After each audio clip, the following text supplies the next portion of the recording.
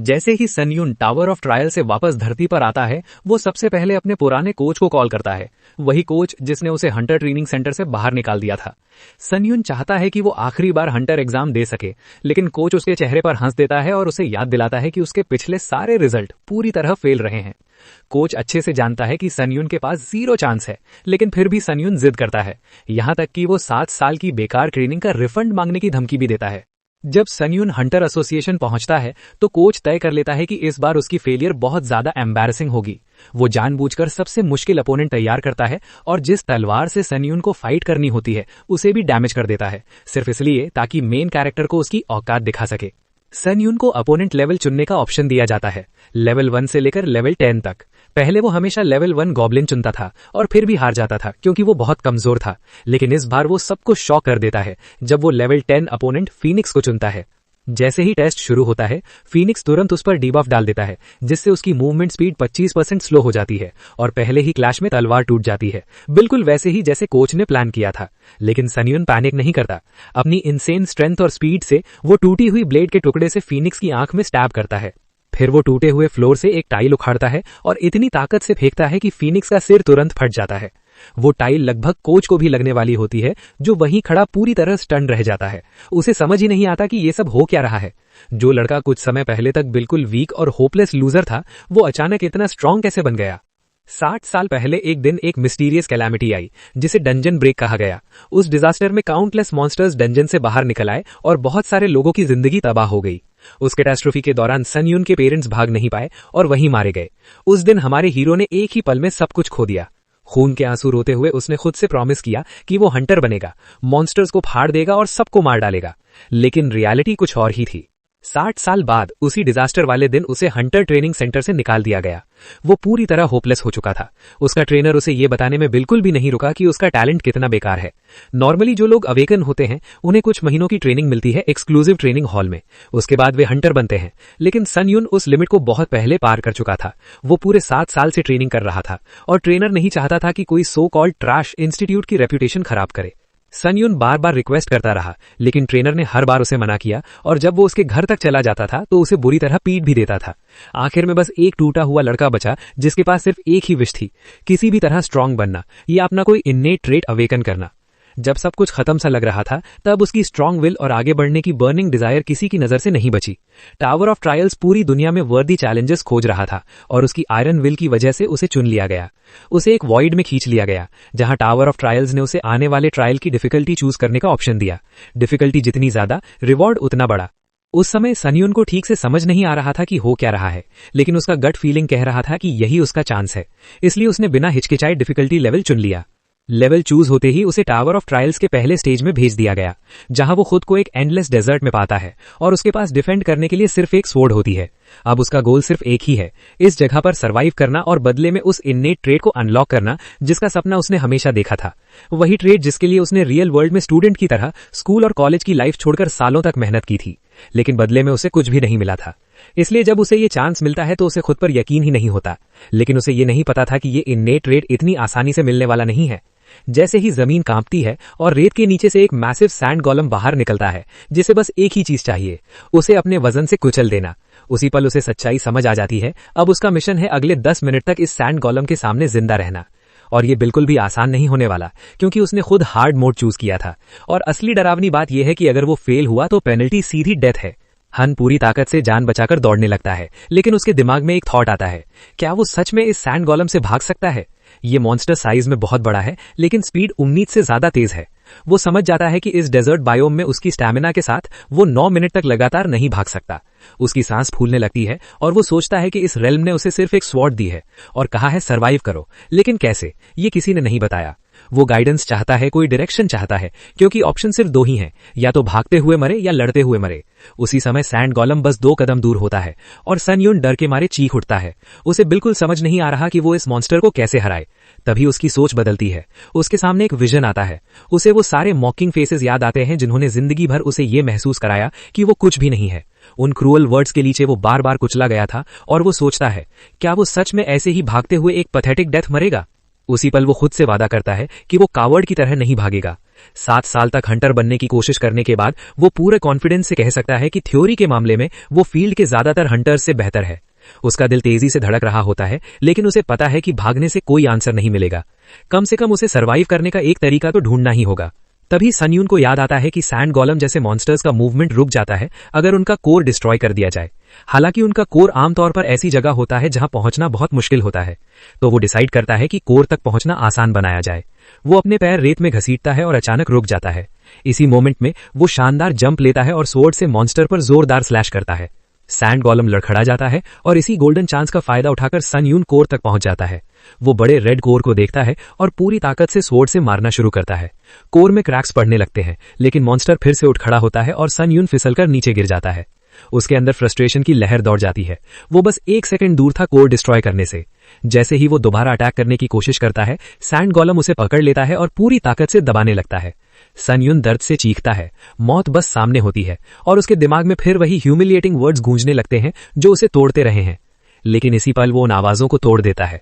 गुस्से और जिद से भरा हुआ वो अपनी स्वॉर्ड पूरी ताकत से फेंकता है सीधा एनिमी के कोर की तरफ। किस्मत से स्वॉर्ड सीधा कोर से टकराती है और वो कोर डिस्ट्रॉय कर देता है। सैंड गोलम धीरे धीरे बिखर जाता है और रेत की बारिश के बीच सन यून जमीन पर गिर जाता है।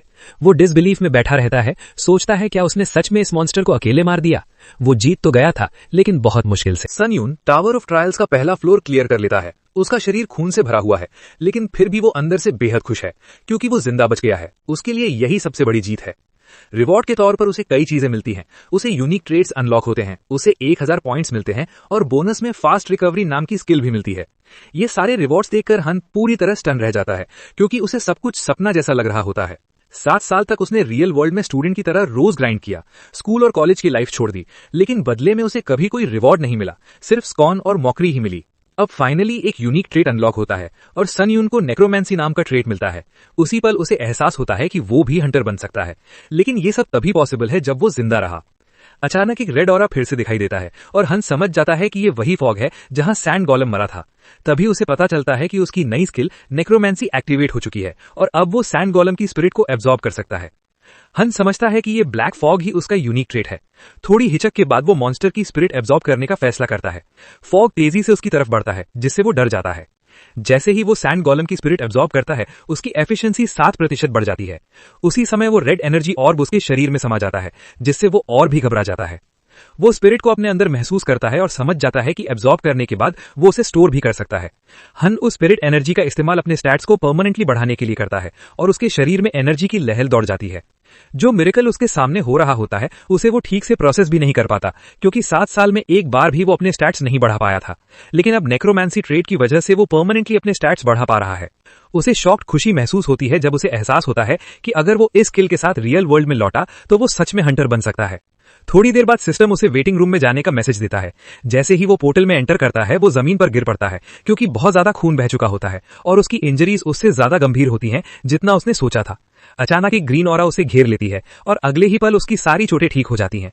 इतना खून बहने के बाद वो सोचता है कि शायद ट्रायल खत्म होने के बाद हीलिंग मिली होगी, लेकिन असली शॉक तब लगता है जब वो एक बड़े रूम में सिर्फ एक ही बेड देखता है।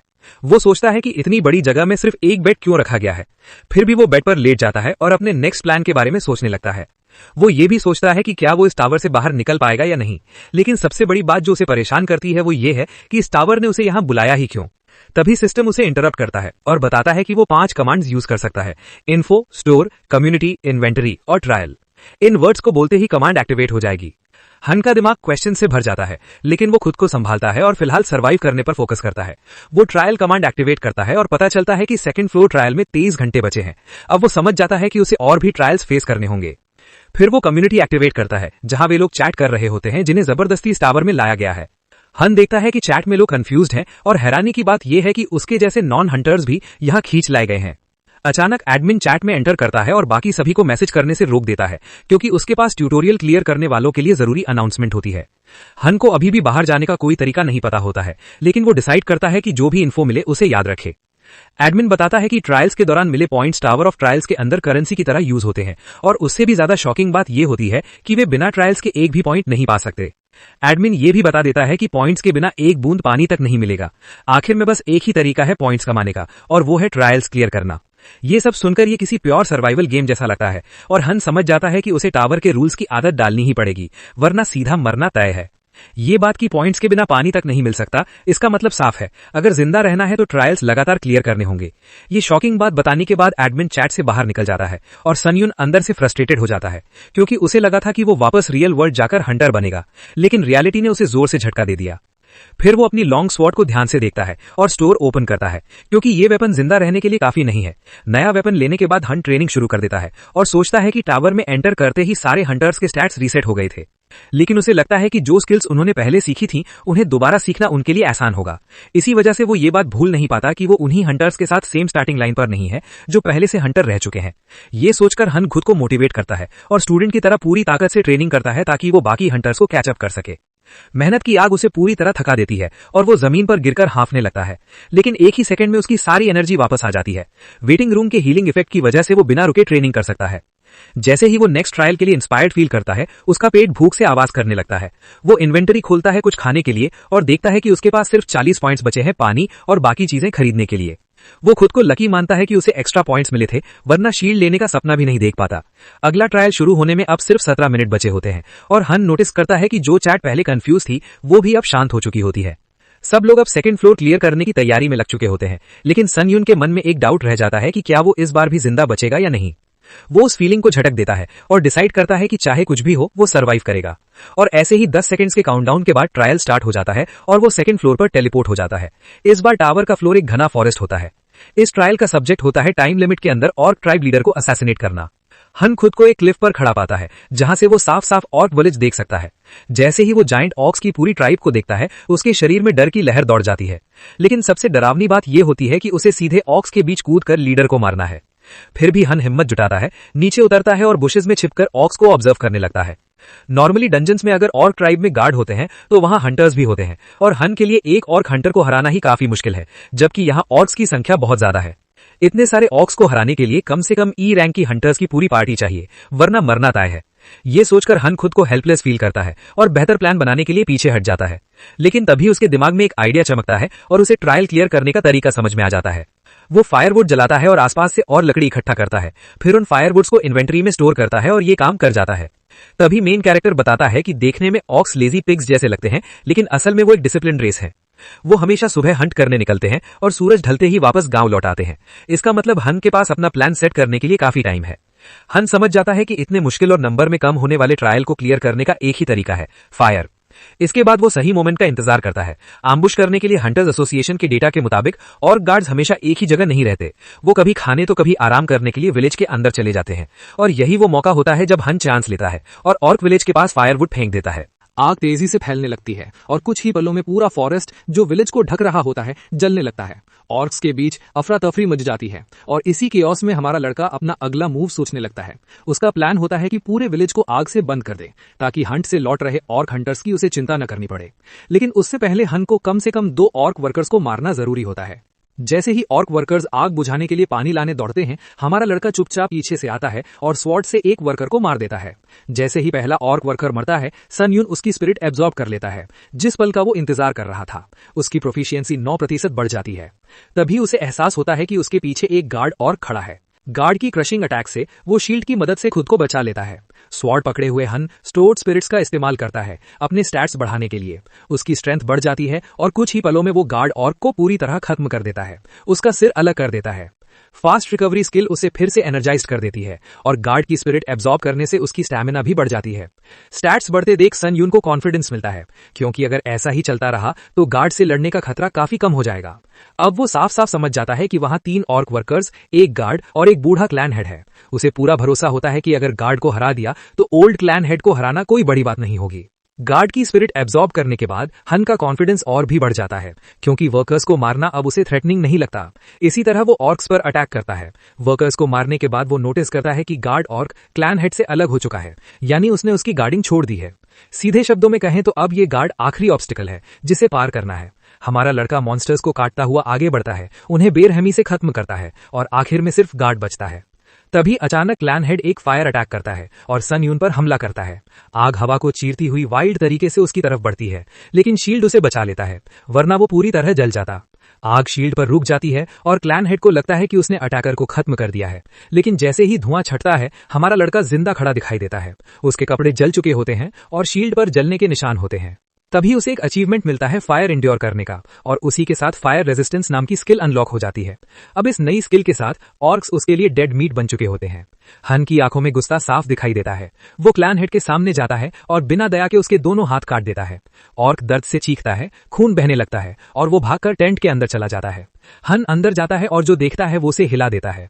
क्लैन हेड अपने डरे हुए बच्चों को बचाने की कोशिश कर रहा होता है और तभी हन को एहसास होता है कि ये मॉन्स्टर्स भी अपने फैमिली की वैल्यू समझते हैं। ये सीन उसे अपने पेरेंट्स की याद दिला देता है। जब मॉन्स्टर्स ने अटैक किया था तब उसके पेरेंट्स ने उसे चिल्लाकर कहा था, भाग जाओ और जिंदा रहो। उन्होंने उसे बचाया और खुद मर गए। उसी वक्त एक छोटा ऑर्क नाइफ निकालकर हन पर अटैक करने की कोशिश करता है, लेकिन हन को यह बचकाना लगता है और वो स्वॉर्ड के हैंडल से उसके सिर पर मार देता है। सन यून सोचता है कि चाहे वो मरकर घोस्ट ही क्यों न बन जाए, वो मॉन्स्टर्स की ब्लड लाइन को खत्म करके ही दम लेगा। और इसी तरह वो ऑर्क्स के लीडर को असैसिनेट कर देता है और टावर ऑफ ट्रायल्स का सेकंड फ्लोर क्लियर कर लेता है। वेटिंग रूम में पहुंचने के बाद हन देखता है कि उसकी शील्ड अब इस्तेमाल लायक नहीं बची, क्योंकि उसे काफी डैमेज हो चुका होता है, लेकिन फिर भी उसकी जान बच गई थी। इस बार ये सच में बहुत क्लोज कॉल था। हन चैट खोलकर बाकी लोगों का हाल जानना चाहता है, लेकिन वहां उसे पता चलता है कि ज्यादातर लोग मर चुके हैं। ये सब सोचकर हन समझ जाता है कि ये टावर कितना ब्रूटल है। अचानक मेन कैरेक्टर की आंखें शॉक से फैल जाती हैं जब उसे चैट में एक मेंबर का मैसेज दिखता है जिसमें लिखा होता है कि उसने क्वेश्चन वाउचर की मदद से अर्थ वापस जाने का तरीका खोज लिया है। ये पढ़ते ही मेन कैरेक्टर पूरी तरह हिल जाता है और तुरंत इन्फो कमांड एक्टिवेट करता है, जो 5 कमांड्स में से एक होती है। उसे पता चलता है कि क्वेश्चन वाउचर का इस्तेमाल करके वो मॉडरेटर से सीधे सवाल पूछ सकता है, और हर बार जब वो किसी नए फ्लोर में एंटर करता है तो उसे क्वेश्चन वाउचर मिलता है। यही वजह है कि चैट रूम धीरे धीरे एक ऐसी जगह बन चुका है जहां लोग जो भी इन्फो उन्हें क्वेश्चन वाउचर से मिलती है वो आपस में शेयर करते हैं। यही इस चैट रूम का असली मकसद है। सबसे जरूरी इन्फो ये होती है कि 5वां फ्लोर क्लियर करने के बाद स्टोर में एक टेम्पोररी रिटर्न स्टोन सेल के लिए आती है, जिससे कोई भी कुछ दिनों के लिए अर्थ वापस जा सकता है। इसके अलावा 7वें फ्लोर के बाद सिस्टम का बड़ा एक्सपेंशन होता है और वहां ऐसे आइटम्स भी मिलने लगते हैं जिनसे परमानेंटली अर्थ वापस जाया जा सकता है। सारी इन्फो प्रोसेस करने के बाद हन युगुंग सोचता है कि अगर वो अभी अपनी करंट एबिलिटीज के साथ अर्थ लौट जाए तो वो आसानी से ई रैंक हंटर बन सकता है, लेकिन यही सोच उस पर प्रेशर भी डाल देती है, क्योंकि अगर वो अर्थ पर इतनी ताकत लेकर गया तो ये अनफेयर और स्कैम जैसा लगेगा। जितना ज्यादा मेन कैरेक्टर अर्थ लौटने के बारे में सोचता है उतना ही लो फील करने लगता है। लॉजिकली सोचने पर उसे समझ आता है कि वो अभी सिर्फ 2nd फ्लोर ही क्लियर कर पाया है और 8th फ्लोर तक पहुंचना अभी बहुत दूर की बात है। फिर भी वो पॉजिटिव रहने का फैसला करता है, क्योंकि जो स्टैट्स पहले 0 जैसे थे वो अब एवरेज हो चुके हैं और 20 के आसपास पहुंच रहे हैं।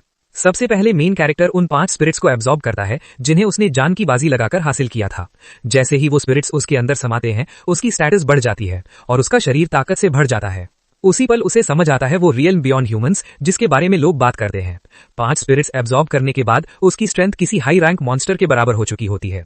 वो अपनी स्पीड टेस्ट करने के लिए लाइटनिंग की तरह दौड़ता है, लेकिन अपनी इमेंस स्पीड कंट्रोल नहीं कर पाता और दीवार से टकरा जाता है, जिससे उसकी नाक से खून बहने लगता है।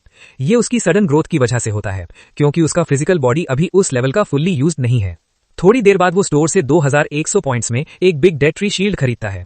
ये शील्ड एक बड़े मरे हुए पेड़ से बनी होती है और जब उसकी स्टैमिना लो होती है तब इसका बफ एक्टिवेट हो जाता है। मेन कैरेक्टर सोचता है कि अगर वो पिछले ट्रायल से मिले रिवॉर्ड आइटम्स को इन्वेंट्री से यूज करे तो कॉम्बो परफेक्ट होगा। वो ब्लैक स्टील डैगर यूज करता है जिसकी रिएक्शन और अटैक स्पीड काफी अच्छी होती है, और ब्लैक असैसिन केप भी पहनता है जो एजिलिटी 50 से नीचे होने पर सारे स्टैट्स को 5 से बढ़ा देती है और स्पीड भी इंक्रीज करती है। सारे आइटम्स इक्विप करने के बाद वो डिसाइड करता है कि नेक्स्ट ट्रायल तक इन्हें यूज करने की प्रैक्टिस करेगा और फिर स्ट्रॉन्ग मोटिव के साथ ट्रेनिंग शुरू करता है। उसका गोल होता है इतना स्ट्रॉन्ग बनना कि कोई भी उसके पास आने की हिम्मत ना करे। कई घंटों बाद सन यून टावर के 3rd फ्लोर में एंटर करता है। इस ट्रायल का सब्जेक्ट ड्यूएल होता है। मेन कैरेक्टर खुद को एक केव के अंदर पाता है और सिस्टम उसे नोटिफाई करता है कि गार्डियन ऑफ डार्कनेस जल्द ही एंटर करने वाला है। वो अलर्ट हो जाता है, क्योंकि सैंड गोलम की तरह ये मॉन्स्टर भी किसी भी डायरेक्शन से आ सकता है, इसलिए रेडी रहना जरूरी होता है। टाइमर खत्म होते ही गार्डियन ऑफ डार्कनेस शैडोज से बाहर आता है। हैरानी की बात यह होती है कि मेन कैरेक्टर उस मॉन्स्टर की एक भी मूवमेंट सेंस नहीं कर पाता और अचानक वो मॉन्स्टर एम्बुश करके एक ही पल में उसे स्टैब कर देता है। गार्डियन ऑफ डार्कनेस उम्मीद से कहीं ज्यादा डेंजरस निकलता है। वो स्मर्क करता है जबकि मेन कैरेक्टर दर्द से कराहता है। अचानक हुए इस अटैक से वो डिसोरिएंटेड हो जाता है और सिस्टम उसे बताता है कि उसे गार्डियन ऑफ डार्कनेस को हराना है, जो कि उसका डॉपलगैंगर है और बिल्कुल उसकी शैडो की तरह मूव करता है। हन युगुंग उसे हराने की कोशिश करता है और फास्ट रिकवरी स्किल एक्टिवेट करता है। उसे एहसास होता है कि अगर वो थोड़ा भी लेट होता तो उसकी स्पाइन कट चुकी होती। तभी वो कुछ नोटिस करता है। सन यून अपने ओपोनेंट की पोजीशन देखता है और पाता है कि वो बिल्कुल उसी पोजीशन में खड़ा है जहां वो खुद होता है और तभी उसे समझ आता है कि ये डॉपलगैंगर उसकी मूवमेंट्स कॉपी कर रहा है। मेन कैरेक्टर फैसला करता है कि वो इसे समझने के लिए सीधे क्लैश करेगा। वो एक बार अटैक करने में सफल भी हो जाता है, लेकिन तभी उसे पता चलता है कि गार्डियन ऑफ डार्कनेस के पास हीलिंग स्किल भी है। अगले ही पल गार्डियन ऑफ डार्कनेस उसी तरह जंप करता है, बिल्कुल वही मूव्स यूज करता है जो थोड़ी देर पहले सन यून ने किए थे। सिचुएशन को हान तुरंत समझ जाता है और डिसाइड करता है कि अब उसे अपनी स्किल्स का सही इस्तेमाल करना होगा, लेकिन तभी वो शॉक रह जाता है जब गार्डियन उस पर काउंटर अटैक करता है और कुछ ही समय में डॉपलगैंगर और भी ज्यादा स्ट्रांग हो जाता है। हन संग यून असासिन केप एक्टिवेट करता है जिससे उसका इनेट इफेक्ट चालू हो जाता है।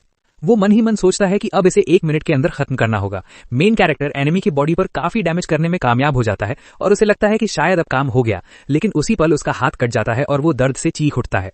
सन यून गार्डियन ऑफ डार्कनेस को ऑब्जर्व करता है और नोटिस करता है कि वो थोड़ी देर के लिए मूव नहीं कर रहा है। मेन कैरेक्टर समझ जाता है कि उसे हील होने में टाइम लगेगा और यही उसका चांस है उसे मारने का, लेकिन प्रॉब्लम यह है कि उसका हाथ कट चुका है और उसके पास स्वॉर्ड पकड़ने का ऑप्शन नहीं है।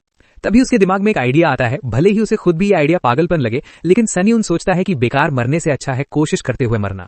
मेन कैरेक्टर अपनी पूरी ताकत से शील्ड से अटैक करता है जिससे गार्डियन ऑफ डार्कनेस जमीन पर गिर जाता है और इसी चांस का फायदा उठाकर हान सेंग यून पूरी स्ट्रेंथ से शील्ड से उस पर वार करता है। सिस्टम उसे कांग्रेचुलेट करता है 3rd floor of tower of trials clear करने के लिए। 4th फ्लोर के वेटिंग रूम में एंटर करते ही हान सेंग यून की सारी इंजरीज और डीबर्ट्स पूरी तरह हील हो जाते हैं। वो दीवार पर टेस्ट करके देखता है और खुश हो जाता है कि उसकी बॉडी पूरी तरह रिकवर हो चुकी है। वो केव में मिले डॉपलगैंगर की स्पिरिट के बारे में सोचता है और समझ जाता है कि ये स्पिरिट अब तक जिन मॉन्स्टर से वो लड़ा था उनसे बिल्कुल अलग और ज्यादा पावरफुल है। इसी बीच सिस्टम उसे नोटिफाई करता है कि उसका नेक्रोमेंसी ट्रेट अब 100% प्रोफिशिएंसी तक पहुंच चुका है। रैंक इंप्रूव होने के साथ सन यून नेक्रोमेंसी लेवल ई तक पहुंच जाता है।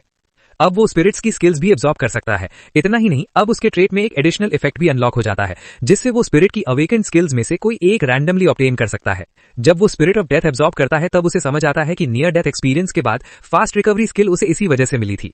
मेन कैरेक्टर जानता है कि स्किल्स पाना कितना मुश्किल होता है और उसे खुद भी उम्मीद नहीं थी कि उसका ट्रेट इतना ब्रोकन होगा। फिर भी हान सेंग यून अपनी लक टेस्ट करने का फैसला करता है। इसके बाद वो 4th फ्लोर की कम्युनिटी एंटर करता है और लॉबी में वेट करते हुए उसे एक अजीब सा अपनापन महसूस होता है। स्क्रीन स्क्रॉल करने ही वाला होता है कि उसकी नजर नेक्स्ट ट्रायल की इन्फॉर्मेशन पर पड़ती है, जो एक इंटीग्रेटेड ट्रायल होती है जहां सबको पार्टी बनाकर काम करना होगा। सन यून एक कॉम्पिटिटर का कमेंट पढ़ता है जिसमें लिखा होता है कि हंटर्स के बीच कंपटीशन का मतलब एक दूसरे को मारना भी हो सकता है। ये पढ़कर मेन कैरेक्टर स्टन रह जाता है। थोड़ी ही देर में नेक्स्ट ट्रायल स्टार्ट हो जाता है। सिस्टम बताता है कि उसे एक और चैलेंजर के साथ मैच किया गया है और उन्हें 1 दिन के टाइम लिमिट में गॉब्लिन किंग को डिफीट करना होगा। साथ ही सिस्टम ये भी नोटिफाई करता है कि फेलियर पेनल्टी डेथ है और अगले ही पल हान सामने 2 और हंटर्स के साथ खड़ा होता है। एक लड़की ली हान अपना इंट्रोडक्शन देती है और बताती है कि वो अर्थ पर ई रैंक हंटर थी और टीम सपोर्ट उसकी स्पेशलिटी है। दूसरा लड़का ली सूंग हुन होता है जो क्लोज कॉम्बैट में एक्सपर्ट है और अर्थ पर डी रैंक हंटर था। यही वजह है कि उसके टोन में एरोगेंस साफ झलकता है। मेन कैरेक्टर भी बताता है कि उसकी स्पेशलिटी क्लोज कॉम्बैट है और वो अर्थ पर हंटर नहीं था लेकिन बनने की इच्छा रखता है। ये सुनते ही ली सूंग हुन की इंटरेस्ट बढ़ जाती है और साफ नजर आता है कि वो मेन कैरेक्टर को नीचे समझ रहा है। मेन कैरेक्टर कॉन्फिडेंट होता है कि वो टीम में अपना रोल निभा सकता है, लेकिन उसका टीममेट उसे मॉक करता है और वार्न करता है कि अगर वो टीम के लिए बर्डन बना तो उसे बाहर निकाल दिया जाएगा। सुन यून इस तरह के बिहेवियर का आदी था, इसलिए कुछ पल के लिए उसे याद ही नहीं रहता कि रियल वर्ल्ड में लोग उसके साथ कैसे बिहेव करते थे। उस समय मेन कैरेक्टर चुप हो जाता है क्योंकि वो सूंग हुन की स्किल्स के बारे में भी जानता है। तागर में उसे साफ समझ आ चुका होता है कि यहाँ सिर्फ स्किल्स ही मैटर करती हैं, बाकी कुछ भी नहीं। सिस्टम नोटिफाई करता है कि इस ट्रायल का थीम 3:3 कंपटीशन है जिसमें दोनों टीम्स को मिलकर काम करना है और जो टीम पहले ट्रायल कंप्लीट करेगी वही जीतेगी। और इतना कहते ही कैसल के दरवाजे खुल जाते हैं। ली गॉब्लिन से लड़ने में स्ट्रगल करने लगता है और सोचता है कि ये गॉब्लिन्स इतनी ऑर्गेनाइज तरीके से कैसे मूव कर रहे हैं। वो न्यूबी यानी मेन कैरेक्टर को चिल्लाकर फाइट करने के लिए बोलता है। मेन कैरेक्टर मन ही मन कंप्लेन करता है कि ये अपने सराउंडिंग्स पर बिल्कुल ध्यान नहीं दे रहा। उसी बीच ली हायन अनाउंस करती है कि वो स्पेल खत्म होते ही हेल्प करेगी, लेकिन तभी सूंग हुन उस पर चिल्लाता है और ऑर्डर देता है कि अभी उसे बफ करे। वो बताती है कि उसकी सपोर्टिव स्पेल्स ऑलरेडी खत्म हो चुकी हैं और वो समझ नहीं पाती कि अब क्या करे। तभी संग यून आगे आता है और कामली बोलता है कि वो टीममेट की मदद करेगा क्योंकि उसे उसकी जरूरत है। हान उसे रोकने की कोशिश करता है लेकिन फेल हो जाता है। ली हायन पीछे से सोचती है कि अब उसकी बैक कौन कवर करेगा और जैसे ही वो मुड़ती है वो पूरी तरह स्पीचलेस हो जाती है क्योंकि सारे गॉब्लिन्स पहले ही मरे पड़े होते हैं। सूंग हुन अपना आपा खो देता है क्योंकि वो गॉब्लिन्स को हरा नहीं पाया और अपनी फेलियर का ब्लेम न्यूबी पर डाल देता है। वो उस पर हमला करने ही वाला होता है कि तभी एक शैडो उसके सामने आती है और गॉब्लिन को मार देती है। ये कोई और नहीं बल्कि हान सेंग यून होता है, जो उसे पीछे रहने को बोलता है क्योंकि वो उसकी राह में आ रहा है। इस पल उसकी ऑरा पूरी तरह बदल चुकी होती है। मेन कैरेक्टर सारे गॉब्लिन्स को बटर की तरह काटता चला जाता है और गॉब्लिन हंटर का टाइटल हासिल कर लेता है। वो उस एरोगेंट गाय को उल्टा जवाब देता है और बोलता है कि अभी वो सबसे बड़ा डिस्टर्बेंस है। ये सुनते ही हान सेंग यून और तेज हो जाता है और गॉब्लिन्स को टुकड़ों में काट देता है। ली हैन की आंखें फटी की फटी रह जाती हैं जब वो हान को फैंटम हवा की तरह एनिमीज को काटते देखता है। गॉब्लिन्स की स्पिरिट्स आसपास मंडराने लगती हैं और मेन कैरेक्टर सेंस करता है कि वो उसके यूनिक ट्रेट स्वॉर्ड एनर्जी को नहीं देख पा रही हैं, इसलिए वो आराम से सोल्स अब्सॉर्ब कर सकता है। वो गॉब्लिन्स की सोल्स अब्सॉर्ब करता है और उसके स्टैट्स लगातार बढ़ते जाते हैं। सन यून को ये भी पता चलता है कि गॉब्लिन्स की एक स्किल भी अब्सॉर्ब हो चुकी है। वो स्किल रेंजर नॉलेज निकलती है, जिससे उसका फील्ड ऑफ व्यू बढ़ जाता है और अप्रोचिंग एनिमीज को देखना आसान हो जाता है। उसी मोमेंट मेन कैरेक्टर गॉब्लिन की नजर से दुनिया देखता है और स्मर्क करता है क्योंकि उसे समझ आ जाता है कि उसने जैकपॉट मार लिया है। टीम फिर से मिलती है और वही यूजलेस ली हान के पास आकर बोलता है कि न्यूबी को वीक गॉब्लिन्स के अगेंस्ट लकी विन मिल गई। वो डर छुपाने के लिए नर्वस हंसी हंसता है। मेन कैरेक्टर सीधे मुद्दे पर आता है और अनाउंस करता है कि अब से वो टीम को लीड करेगा और कमांड्स देगा ताकि एफिशिएंसी बढ़े। हान अपने डेथ ग्लेयर से उस डी रैंक गाय को तुरंत हम्बल कर देता है और पूछता है कि कोई प्रॉब्लम है क्या। ली तुरंत ओबीडियंट हो जाता है और पूछता है कि अब क्या करना है। सन यून उसे ऑर्डर देता है कि वो गर्ल हंटर ली हान को प्रोटेक्ट करे और ली हान को बोलता है कि पीछे से गाइडेंस देती रहे। हान खुशी खुशी अग्री करता है और सर्च दोबारा शुरू हो जाती है। ऐसे ही मेन कैरेक्टर बैटलफील्ड में फ्लैश की तरह दौड़ता है और गॉब्लिन्स का स्लॉटर करता चला जाता है। वो लगातार सोल्स अब्सॉर्ब करता है, जिससे उसकी प्रोफिशिएंसी बार बार बढ़ती जाती है। उन्हें पता चलता है कि थर्ड ट्रायल खत्म होने में अब सिर्फ 14 घंटे बचे हैं। थोड़ी देर बाद टीम आगे बढ़ती है, तभी ली हान को डाउट होता है क्योंकि पहले गॉब्लिन्स बार बार दिख रहे थे, लेकिन अब अचानक सब शांत हो गया होता है।